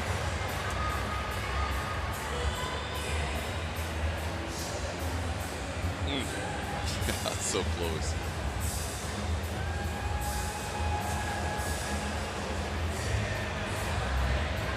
Altuve hit the ball hard to center. Young outfielder Boog Powell made an excellent throw, and Maxwell did a nice job with the short hop as well to be able to apply that tag.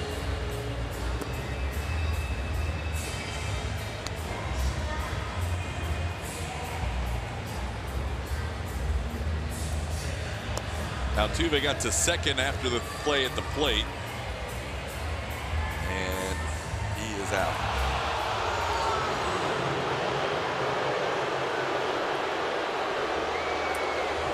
One thing you want to do is force this A's team to play catch. They have not been very good at it throughout the course of the season, so I applaud the send by Gary Pettis, especially with Alex Bregman's speed. Force the issue. Just so happens the A's made the play. After the review in New York, the call stands, not confirmed, and the Astros have a runner thrown out. It's still a 2-0 game as Josh Reddick bats against Kendall Graveman. Reddick walked his last time up. Reddick into right field. Joyce going back. He's at the track. He'll have room and make the play in front of the wall for the final out. So the Astros threaten but fail to score in the fifth. It's still 2-0.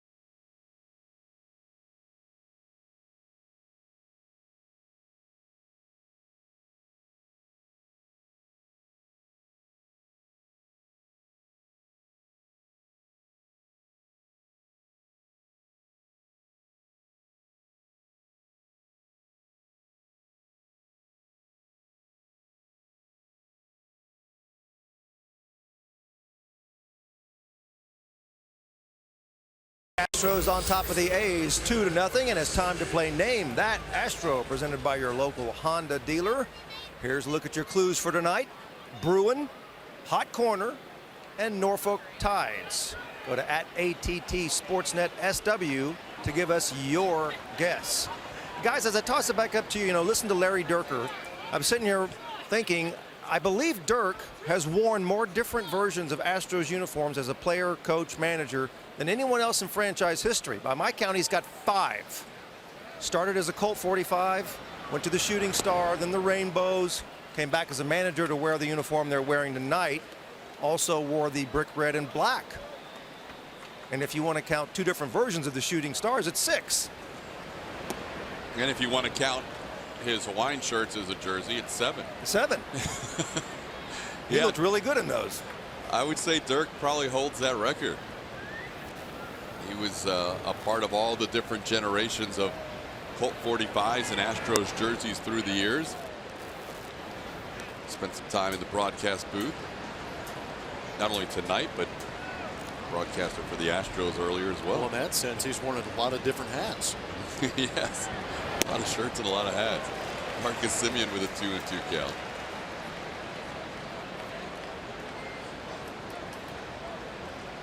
Yes, let's celebrate each of those championships for 4 of the next 5 years and see Dirk in the booth for at least one stop every year, because he's a lot of fun to chat with. Counts 3-2. Then we can ask him which uniform he liked best. He'd probably say this one, considering he's won 3 Central Division championships. You know.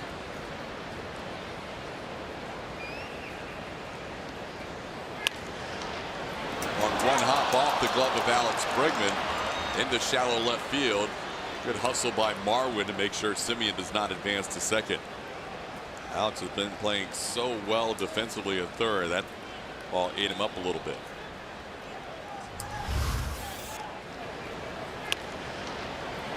Does a good job of opening up and trying to create the long hop. See that left foot drop back. The reason he does that is because the ball's hit so hard and the hop is going to be in between. Just didn't create enough space in between the hop and the glove, and it ate him up a little bit.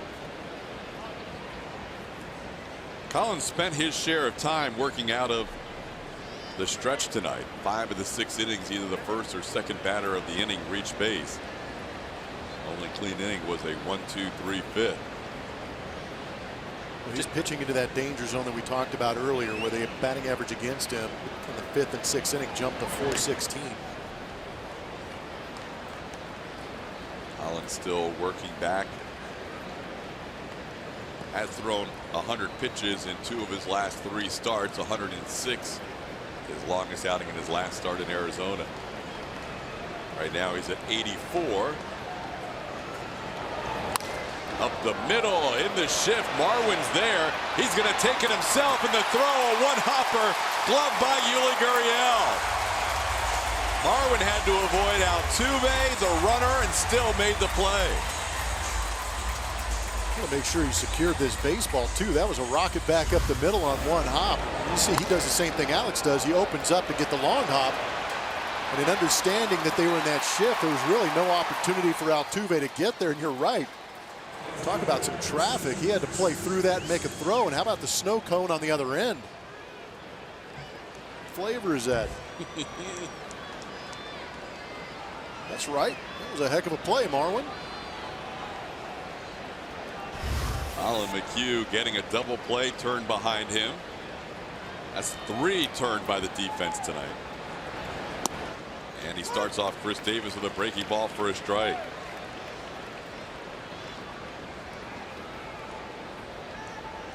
These guys have played in the shift long enough that they understand that there are going to be opportunities like that where they're going to have to try and turn that by themselves. It was an excellent effort just to get the lead runner. In and hits Chris Davis on the elbow. Davis hit by that 0-1 pitch. There's a lot of upset people in that Oakland A's dugout.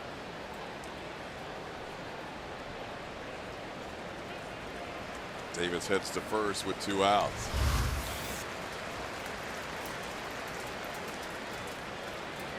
They were trying to come in. That one took off. Davis has 8 career home runs against the Houston Astros. Really haven't seen him do much in this series so far. I don't recall anything jumping out to me that earned pitch in the ribs. Ryan Healy, the batter. Brent Strom, the pitching coach, out to talk to Colin McHugh. McHugh allowing 6 hits, also hitting a batter, and has walked 1 as well. Double barrel action for the Astros currently in their bullpen. The right-hander is Joe Musgrove, and the lefty is Francisco Liriano.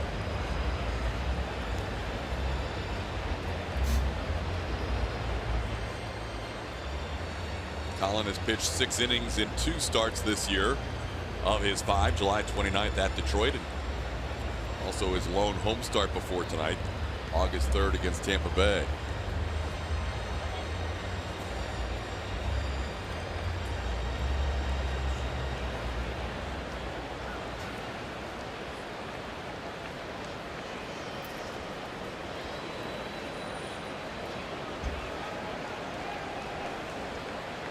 Ryan Healy 1 for 2. Takes a pitch down and away for a ball, 1-0.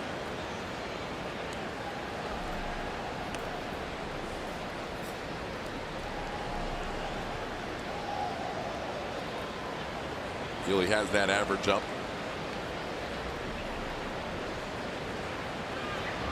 Above 260. He's at 264. He's hit 375 his last 10 games. Swing and a miss.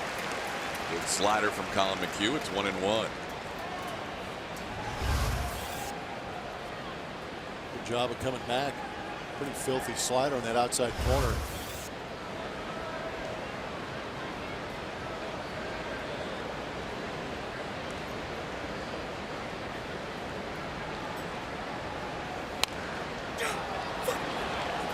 Really frustrated as he fouls that one back. It's 1-2.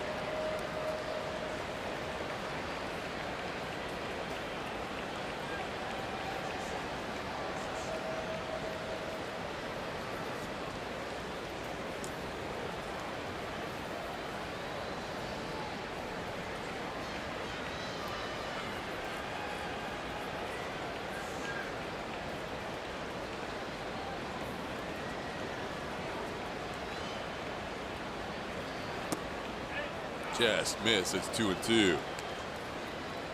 Well, for Colin McHugh, last year 13 wins, the year before 19 wins, 11 his first year with Houston. All the talk while he was on the DL was where he was going to fit into this rotation. He wants to make sure he's matching what Dallas Keuchel's doing coming back, and McHugh gets a high fly ball to left field. He is through 6 shutout innings tonight, as he's able to get Ryan Healy for the final out of the 6th inning. Marwin Gonzalez made a fine play defensively, and he will be up. Second due up in the next inning.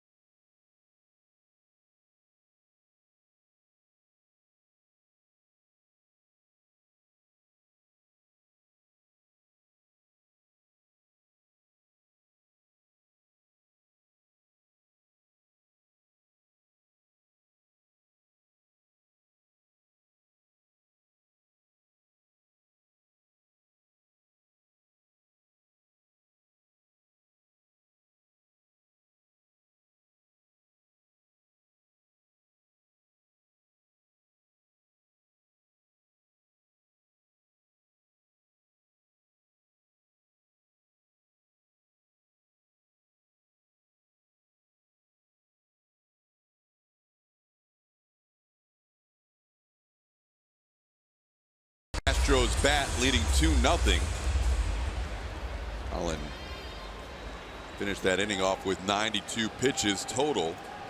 We'll see if he'll come out for the 7th inning or if his night's over.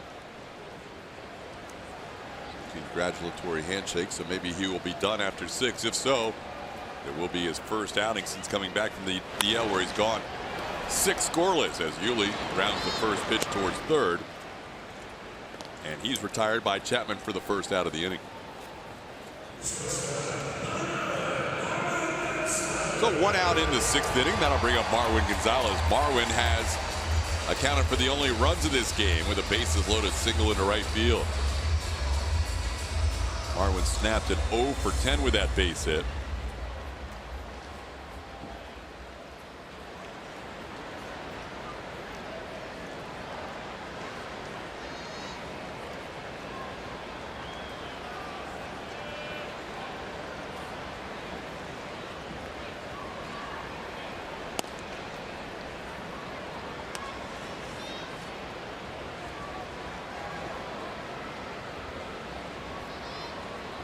Both teams with one lefty in their bullpen.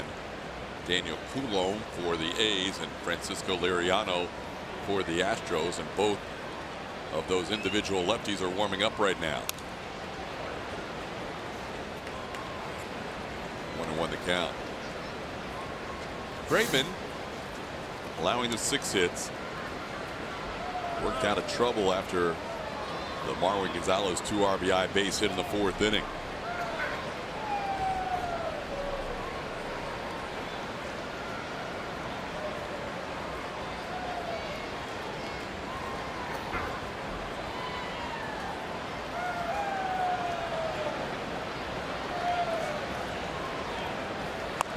Marwin bunts against the shift. Graveman slides, makes the play. Nice defensive effort by the opposing pitcher, Kendall Graveman, as Marwin looked like he had a base hit. That was the only one on that side of the field that was going to make that play. Shift on Marwin. Chapman nowhere in the vicinity. Not even in the picture right here, but Graveman showing some pretty good athleticism, bouncing off, making the slide, pick, and throw.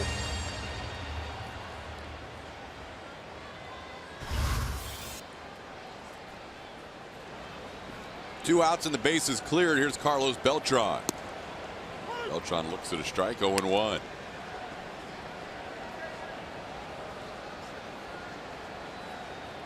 Graveman, like Colin McHugh, has been working out of the stretch a lot. Has had one perfect inning so far. The 1-2-3 second. 1-1 the count to Carlos.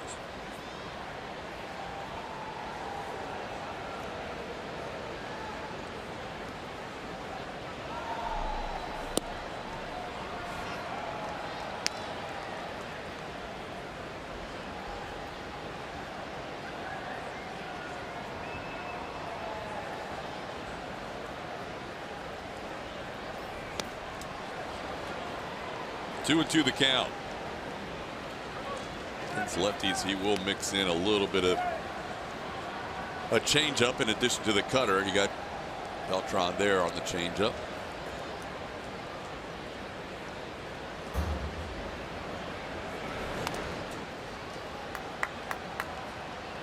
Astros and A's playing for the 14th time this year. The Astros have won 11 of the first 13 meetings. They'll wrap up this series tomorrow with a couple of righties. Jarrell Cotton against Brad Peacock.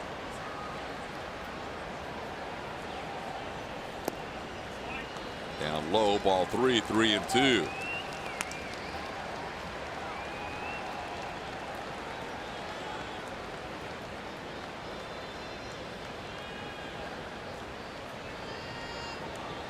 AJ Hinch looking at his sheets, which include the lefty-righty matchups.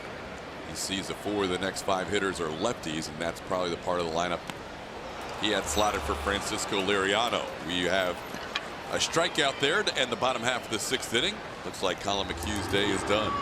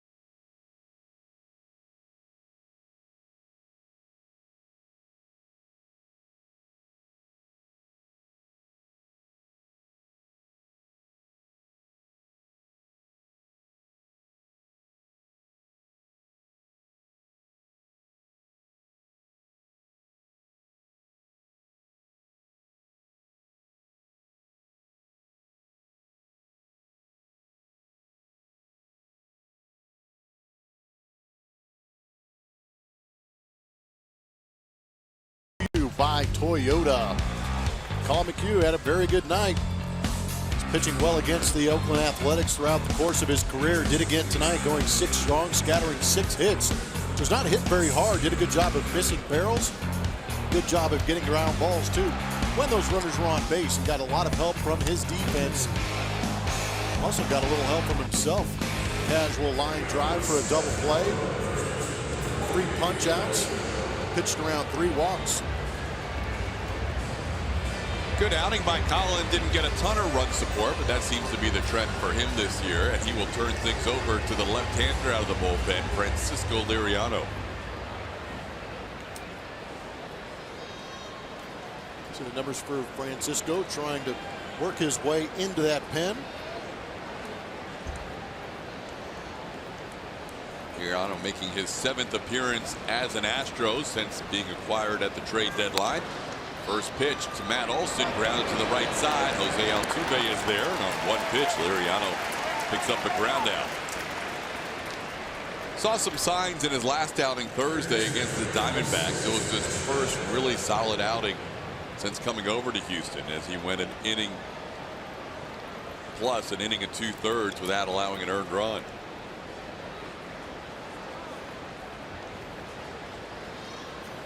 Acquired from Toronto in exchange for Nori Aoki and Teoscar Hernandez. Liriano will face just the one righty, barring a pinch hitter, and that's Matt Chapman right here. Chapman takes a pitch outside for a ball, 1-0. Chapman struck out and flied out against Colin McHugh.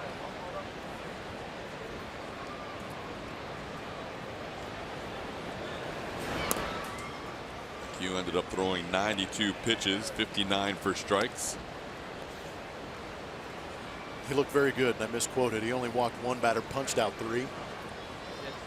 Walked 1, hit 1. Liriano misses. Up and away to Chapman. It's 3-0. It's good to see Colin pitching well. But again, how about the run support? 2 runs. It's even under what he gets on the regular season at 2.28. It's been a weird year with Brad Peacock getting all the run support. Hog. Colin McHugh, limited starts, 6, but has not had much offense behind him in his 6 starts. After being down in the count 3-0, Liriano pours the next 2 over. The last one a 95-mile-an-hour strike. Peacock will get the start tomorrow.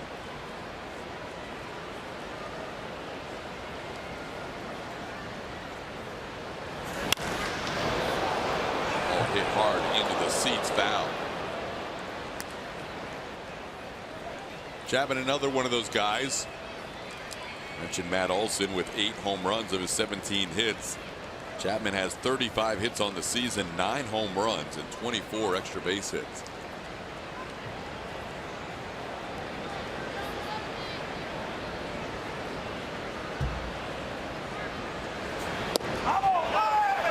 Ball inside, and Liriano walks Chapman with 1 out. Another Dollar Dog Night is right around the corner. Enjoy all the dollar hot dogs you can eat during this Wednesday's game with the Washington Nationals in town. Visit Astros.com/dollardogs or call 1-877-9-ASTROS for more info. Man, that's an aggressive approach to Dollar Dog Wednesday right there. They were excited.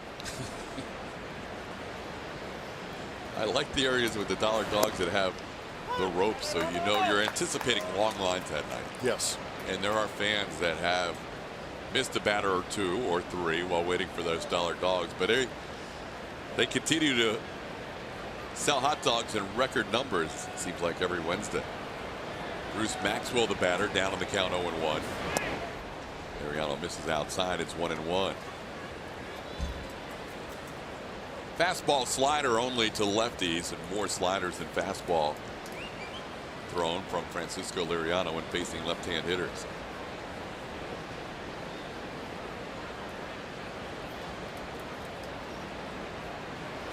Slider there. Maxwell misses it. It's 1-2. Liriano admittedly has tried to figure out a routine out there, even though he had pitched out of the bullpen before in his career, used exclusively as a starter with the Blue Jays this season. AJ knew Colin McHugh was coming out after 6, so he gave Francisco plenty of advance notice to get warm for this inning, facing this segment of the lineup. It's 2-2. Olsen a lefty, Maxwell a lefty, Boog Powell on deck a lefty, and then Matt Joyce also a lefty. Only Matt Chapman in between, who walked in the dirt. Now the count's 3-2.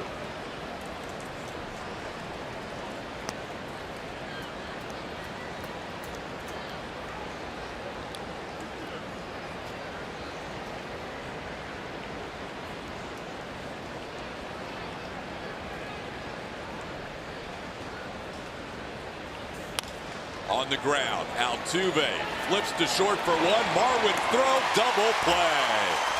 Liriano gets the double play off the bat of Bruce Maxwell. He gets through the 7th, with the Astros leading 2-0. Liriano needed it. Great job by Marwin hanging in there, making sure that foot was on the bag. And another double play finishes off the inning for the Astros.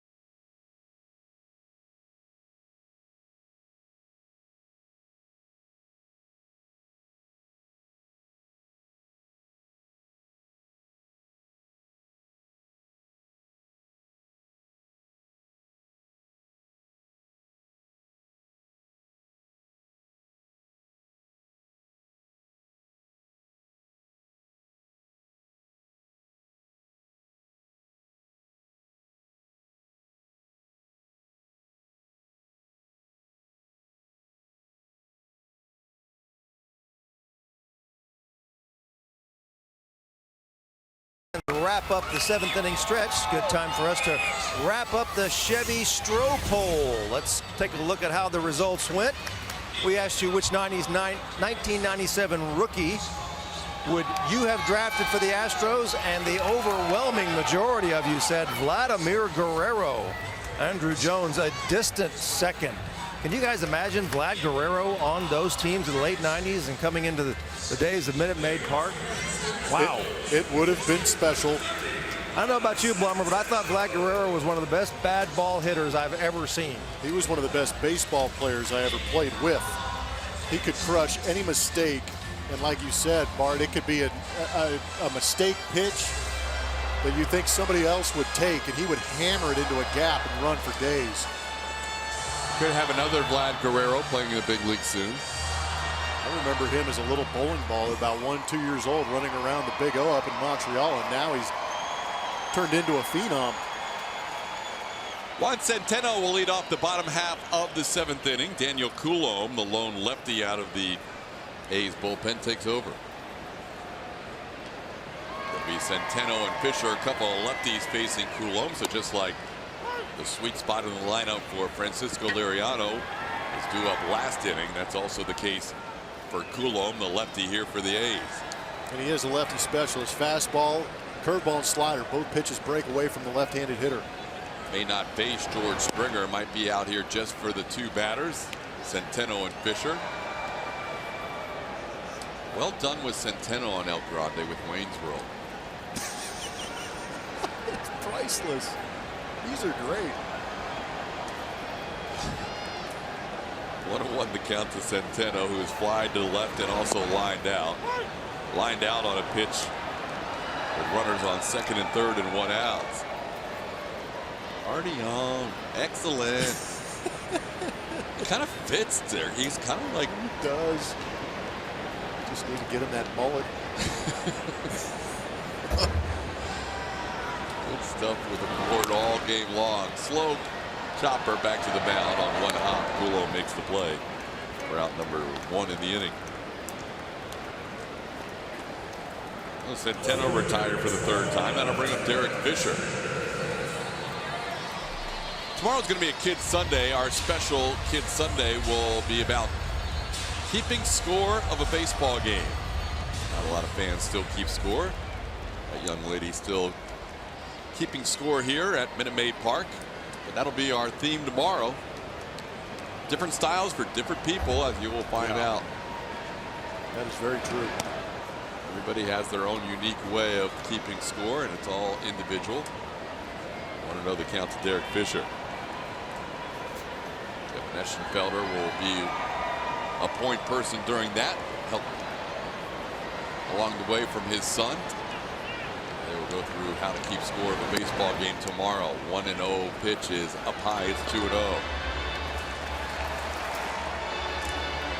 Coulomb coming on for Kendall Graveman, who pitched 6 innings of 6-hit 2-run baseball.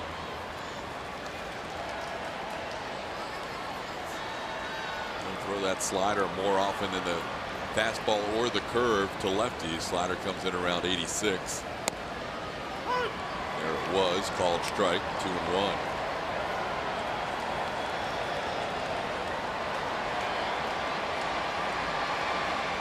Brian Dull may be warming up for George Springer, who's due up next.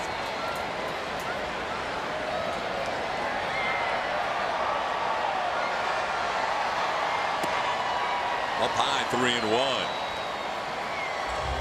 Fisher has reached base in 22 of his 23 starts as an Astro. 0 for 2 tonight. Reaches tonight, he will match an Astros record. Rusty Staub setting that record back in 1963. A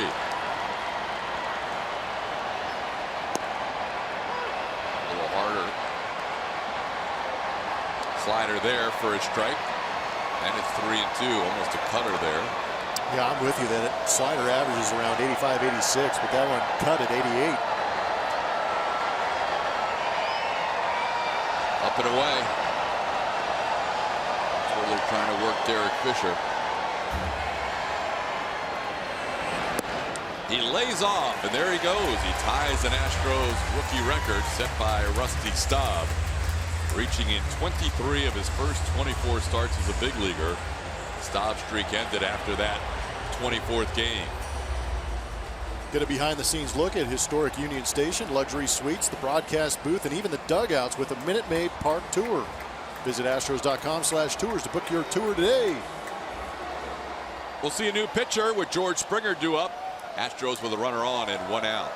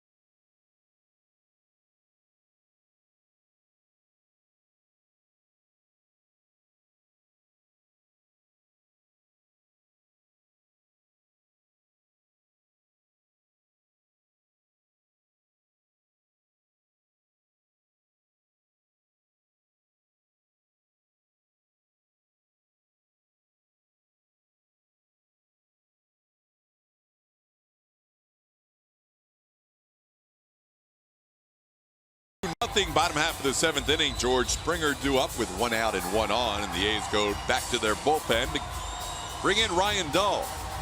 30th appearance on the season for Ryan Dull. 3 days ago, he pitched in Kansas City, went an inning, gave up 1 hit, 1 earned run, walked 2, punched out 2. Comes after you with a fastball, changeup, and a slider. He's yet to give up a run in 4 games against Houston this year.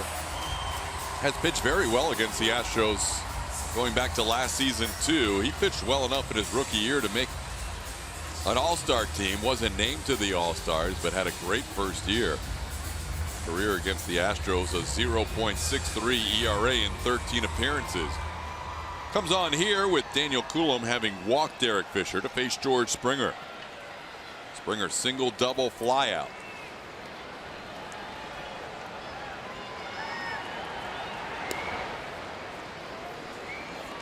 Fisher, who was stolen 3 bases, checked it first.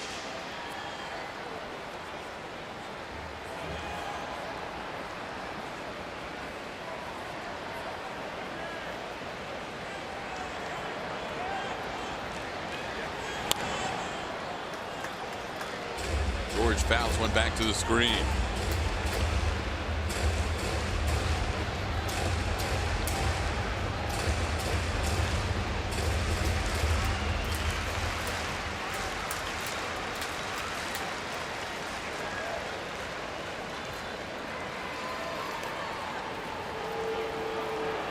Dull spent a long time on the DL like Kendall Graveman this year. Missed 59 games, had a strained right knee.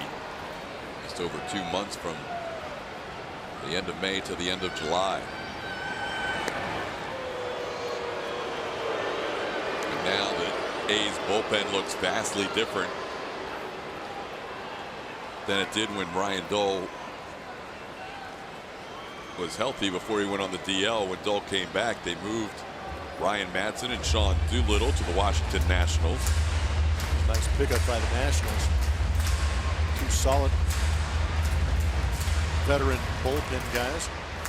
All 3 of the guys they've acquired, Brandon Kinsler also from Minnesota, have done a great job. Ground ball towards third. Chapman has done a nice job at third of this series and starts the double play. Chapman to Lowry and on to Olsen to complete the double play.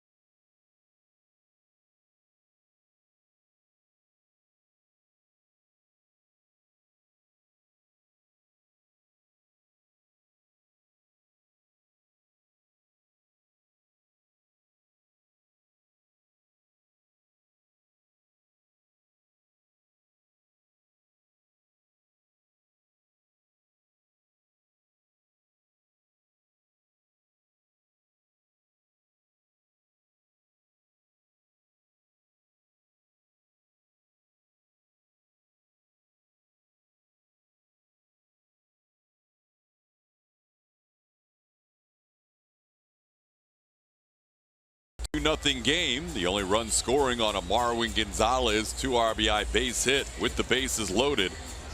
AJ Hinch comes out of the dugout as the inning starts because the A's had announced Rajay Davis as a pinch hitter for Boog Powell. So instead of letting Liriano face the righty, he'll go to the bullpen. We'll tell you about Joe Musgrove when we come back.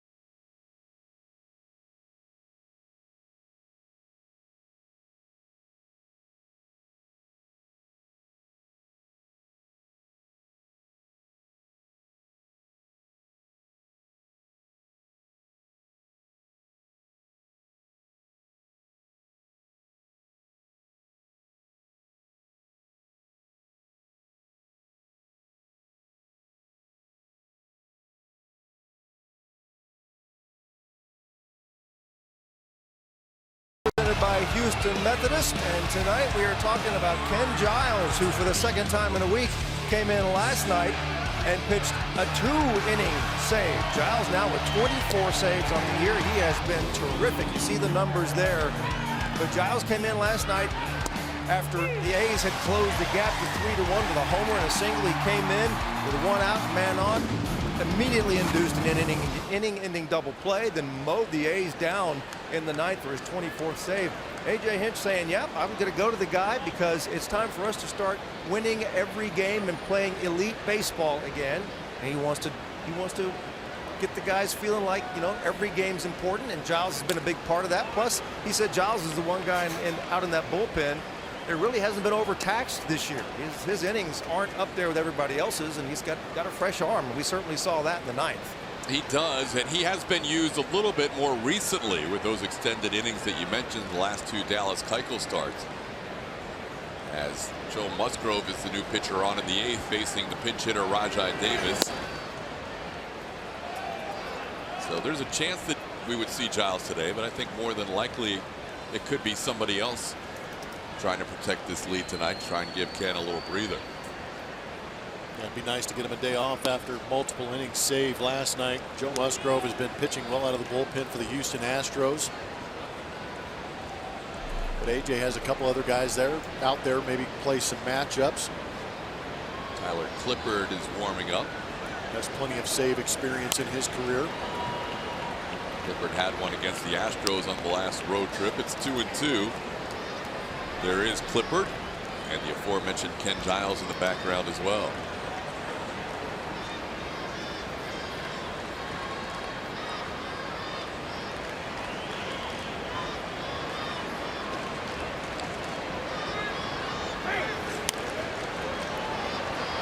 It's been fun to watch Joe Musgrove make the transition from starter to a really solid guy out of the bullpen. Seems to be enjoying it.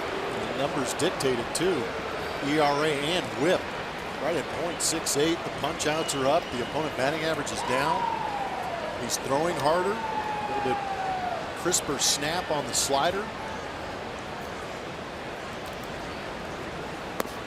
Trying to get Davis to chase. He does not go around, says first base umpire Dan Molino. And now the count is full.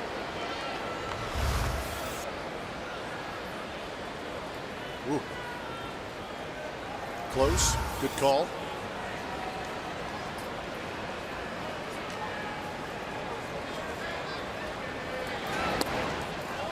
Ball four.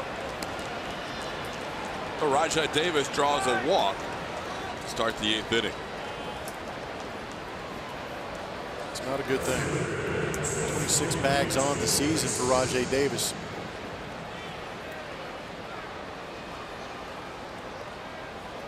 Musgrove aware of that as he will face Matt Joyce.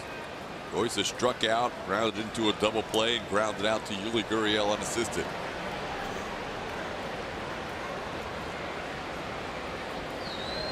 Astros have turned 4 double plays tonight. Down and in, ball one.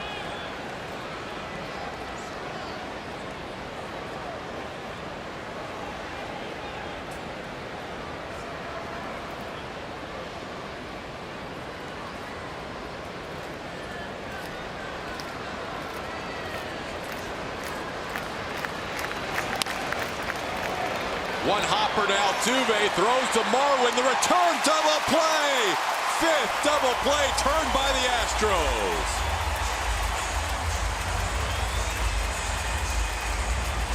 Defense is getting it done.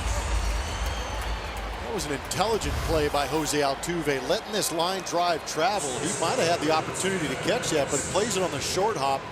Gives Marwin a great feed, and again, we get to see that great arm from Marwin Gonzalez on the exchange.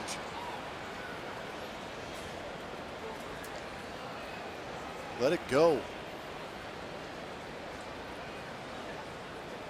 Joe's pretty pumped after giving up that second walk out of those relief appearances we showed you. Got to pick each other up, especially in these tight ball games. Breaking ball for a strike to Marcus Semien. That is a season high for the Astros with the 5 double plays. 4 on the ground, more of the traditional variety, and then one line drive that was caught by Colin McHugh and turned into a double play. Musgrove ahead of Simeon 0-2.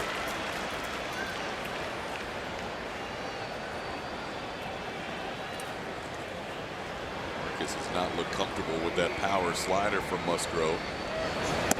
This time he lays off it. It's 1-2.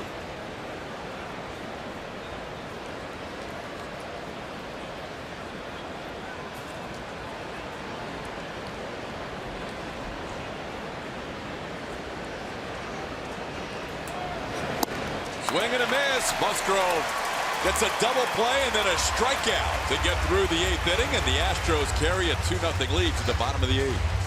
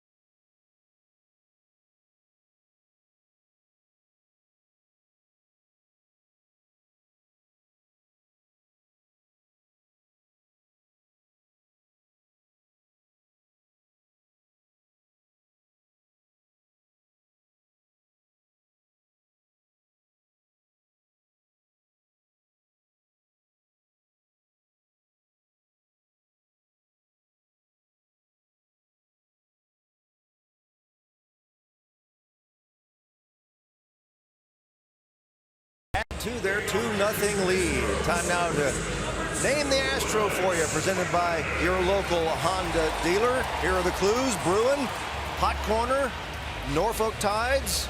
If you said Sean Berry off the 97 Astros team, you are absolutely right.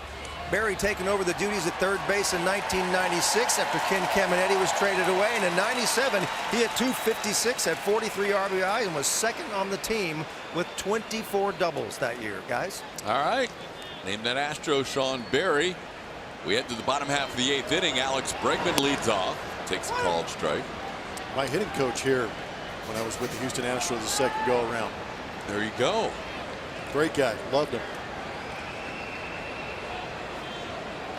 Both of you guys had Expo ties. Yep. Breaking ball for a called strike. It's 0-2. Bregman, Altuve, and Josh Reddick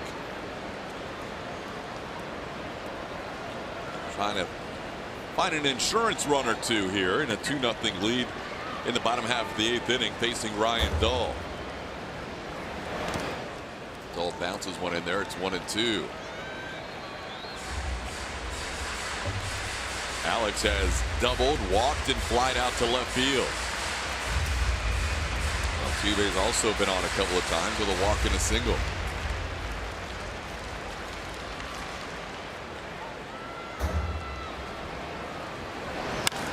Bregman hooks one deep to left field. If it's there, it is gone. Alex Bregman onto the train tracks. The 2 train has just left Union Station, and it's 3-0.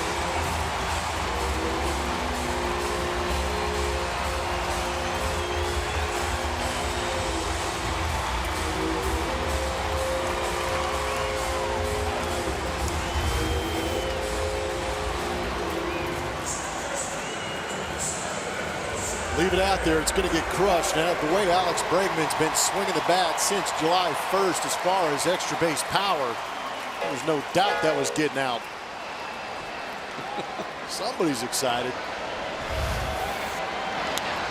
Altuve swings and fouls one back. Just the second earned run the Astros have ever scored against Ryan Dahl, as Bregman crushes one down the left field line for home run number 15. And another opportunity to go back-to-back in this series. Bregman and Altuve turning that trick earlier in this homestand. In this series, as Plummer mentioned just last night, base hit to left. Altuve with another multi-hit game. He has 2 hits tonight. That is 51 multi-hit games for Jose Altuve.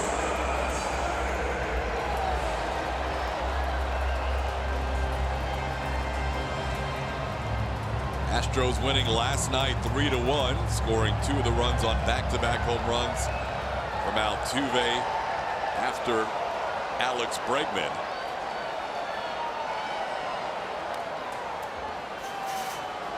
That was close. He never left the bag, did he? I just saw it at the end when Altuve was putting his hand up. Like, what are you doing? Called strike. Josh doesn't agree. That looked a little bit outside. It's 0-1. There was just a little hint of sarcasm in that comment again. Sorry. I saw Altuve put his hand up like, not yet. We're not ready. Not leading yet. There we go.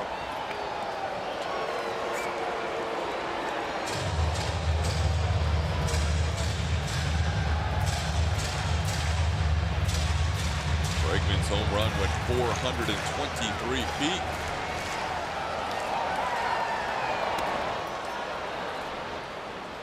Swing and a miss. 0-2. Josh has flied out deep to right, walked and scored a run and grounded out.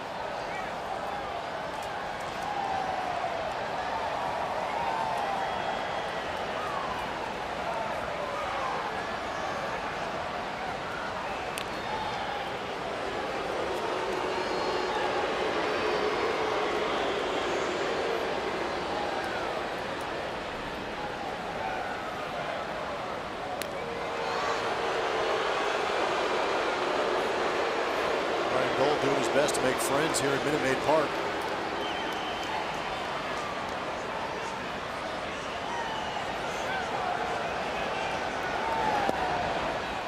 Down low, 1-2. Altuve stole a base earlier tonight, tied him for the American League lead.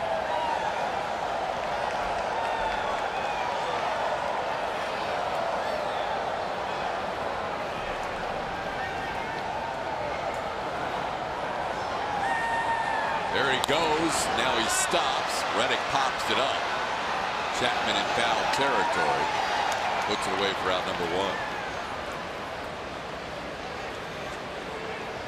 Connect to Astros baseball all season long with the MLB.com @Bat mobile app. Customize the app for the Astros and get great stuff all year by subscribing to @Bat Premium. Blackout and other restrictions apply.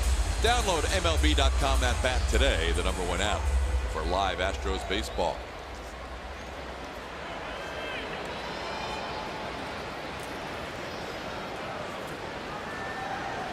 Here's Yuli Gurriel. Pitch for a strike. Yuli 1 for 3, a couple of ground outs and a single to right. Astros getting 1 tacked on in the inning. Lead it 3-0. Alex Bregman with a home run and a double in this game.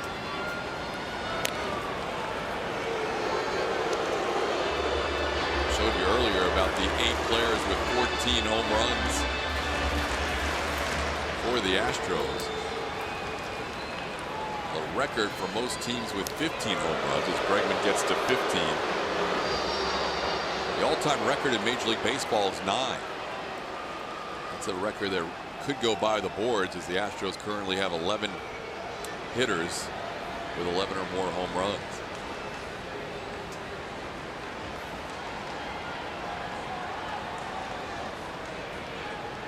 Yuli's already at 15. He pops one up. Foul. Maxwell gives it a look, as does Olsen, and it's into the crowd. He's going right after our boy Mike Acosta. The authentication table is in that camera well down there. Reed Ryan trying to get in on the play too. There's Mike Acosta on the right. He helped us out in that Diamondback series. Say if he starts donating helmets from the Astrodome, I mean, what else could we ask for? We need to look up a list of things, and he'll probably come up with it. There goes Altuve, swing and a miss. The throw is not in time. Jose Altuve, the new stolen base leader in the American League, with his second of the night and his 29th on the season.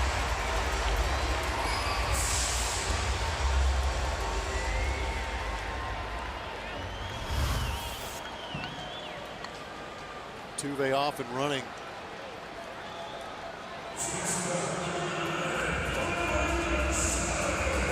Put that left foot in there. Throws right on him. They might review this one.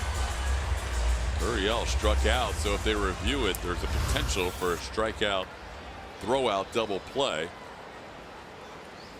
They're going to look at it. Altuve may have momentarily taken the lead in the AL. Gerard Dyson not playing tonight. He has 28. Altuve thinks he has his 29th.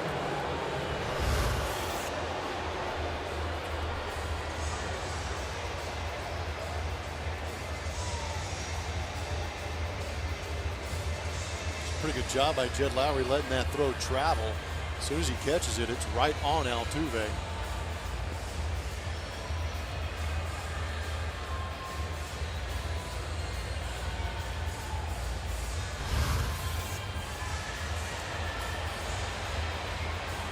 See if there's enough to overturn it. If not, Marwin will get a chance to bat here in the bottom half of the 8th. The Astros did have double barrel action going with Francis Martes and Tyler Clippard. Altuve is going to be called out. Oh, Maxwell throws out Altuve, and that will end the inning on a strike him out, throw him out double play. We'll tell you who's coming in for the 9th after this.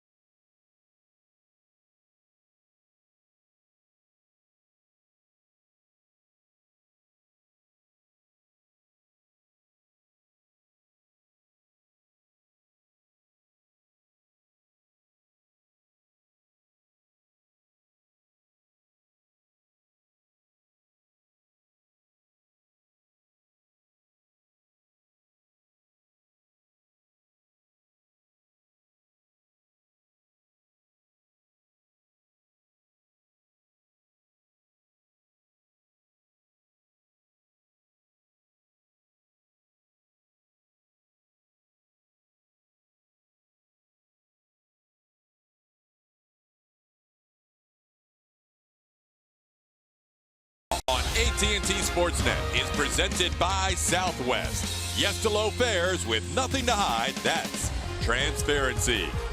And by Toyota. Let's go places. Celebration of the 1997 National League Central Division champion Houston Astros tonight. Over the weekend, Larry Durker joined us in the booth tonight. Shane Reynolds did last night. And on we go to the 9th inning of tonight's game with the Astros leading 3-0 and taking over here in this 3-0 lead. A guy who's trying to save a game for his 3rd different team this season, Tyler Clippard.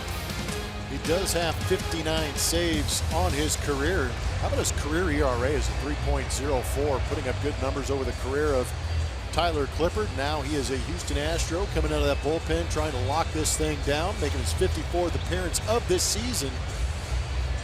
He's got 57 punch outs. Clippard with a couple of saves earlier in the year with the New York Yankees. Traded from the Yankees to the White Sox. Actually picked up 1 save with the Yankees, 2 saves with the White Sox, and now looking for a save in this appearance for the Astros. He'll face the former Astro Jed Lowry, followed by Chris Davis and Ryan Healy. Clippard misses down low for a ball, 1-0. Lowry is 1 for 3, hit into a double play his last time up. There have been 8 double plays turned in this game. Season high 5 turned in by the Astros D and 3 by Oakland. No pitch misses. It's 2-0. Clippard's not afraid to double, triple up on that changeup. He's been effective over that career with the fastball, changeup, and split.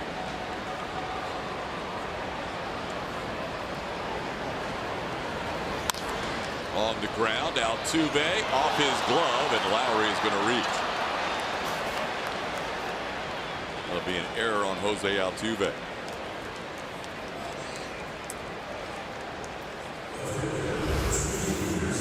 A couple of guys there that could have made that play. Marwin right behind him. Altuve trying to cut across and make that backhand play. Off the thumb.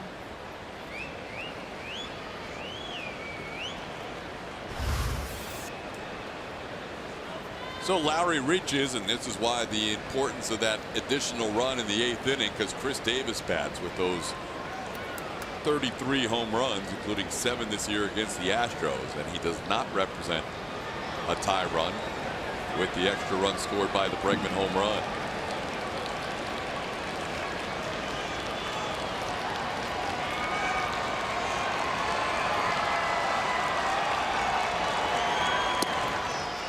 Misses outside, ball 1. Davis has been hit by a pitch, lined into a double play, and grounded out.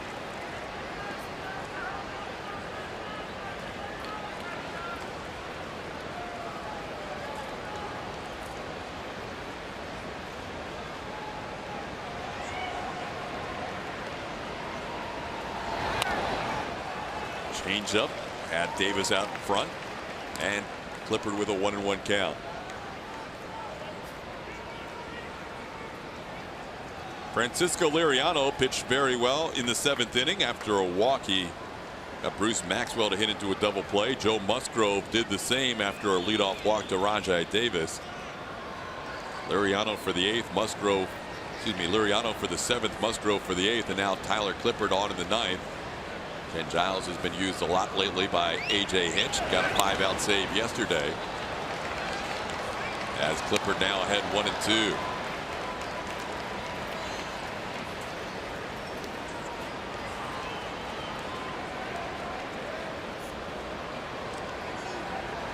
Clippard 32 years old. Acquired last week, made his first appearance with the Astros in their home-and-home series against the Arizona Diamondbacks.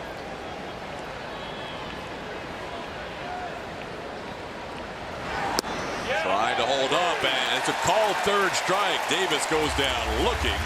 Clippard with a big strikeout, 1 out in the 9th. Good job by Tyler. Getting Chris Davis, who has pretty good pop. Slider that time, breaking away from the right-handed hitter. Nicely done.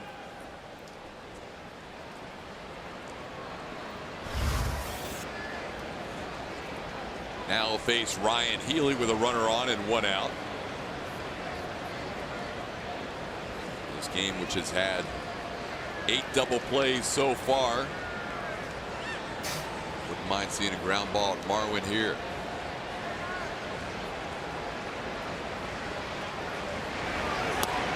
On the inside corner, called strike.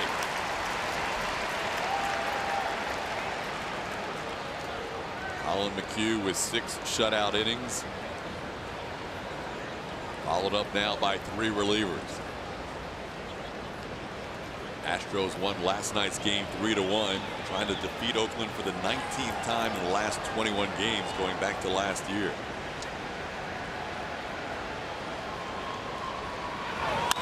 On the ground, high chopper Bregman to second for one. Altuve's throw, not in time. Healy just barely beat it out.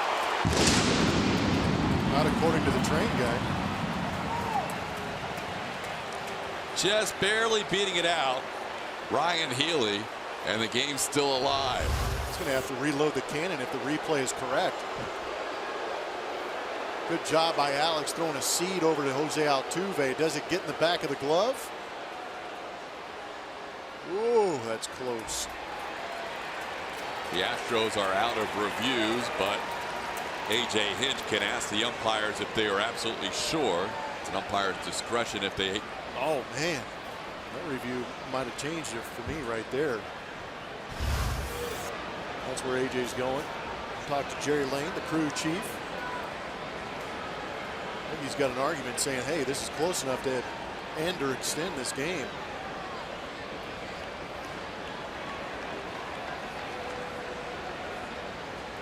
Little meeting between the umpire and crew. What did you think? This one right here kind of gets me. See the glove move with the ball in the back of the glove, and then the right foot of Healy. They're going to go to review. Umpires have conferred and decided it was close enough. It is their discretion late in games. We might have this game end on a review. Nobody happier than Bobby Dynamite out there reloading the cannon. He's good if he saw that one from there. Yeah, he saw it from that distance. That is pretty good. If it's a double play, it's the 9th double play turn tonight. 6 by the Astros if this is overturned, and 3 by the A's. Kind of fitting in a game with so many double plays that this game would be over on a double play. Just in case it's not, Tyler Clippard continues to throw warm-up pitches. The record all-time for the Astros for double plays turned into game is 7. So even if this is overturned, they will be 1 shy of their franchise record. I think this could be overturned, Blummer. I agree. Wow. Fire the cannon. Bobby Dynamite all over it from a long distance. There we go. Astros win it on the review. 3-pitcher combined shutout. Colin McHugh gets the victory. Tyler Clippard picks up his first save as an Astro, and he has had a save for 3 different teams this season, as the Astros have won the first 2 games of this 3-game series against Oakland with a 3-0 shutout. Player of the game is presented by Academy Sports and Outdoors. It is Marwin Gonzalez. Played some very solid defense, getting this double play on his own, unassisted throwing across with a little help from Yuli on the pick. But it was this base hit right here that proved to be the difference. 2-run single with the bases juiced for Marwin Gonzalez, helping the Astros push across 2 runs. Those are all they would need after what the pitching staff did today. Astros have defeated the A's 19 times in the last 21 tries. They are 12-2 this season as they win it 3-0. Plenty more coming up, including the postgame show.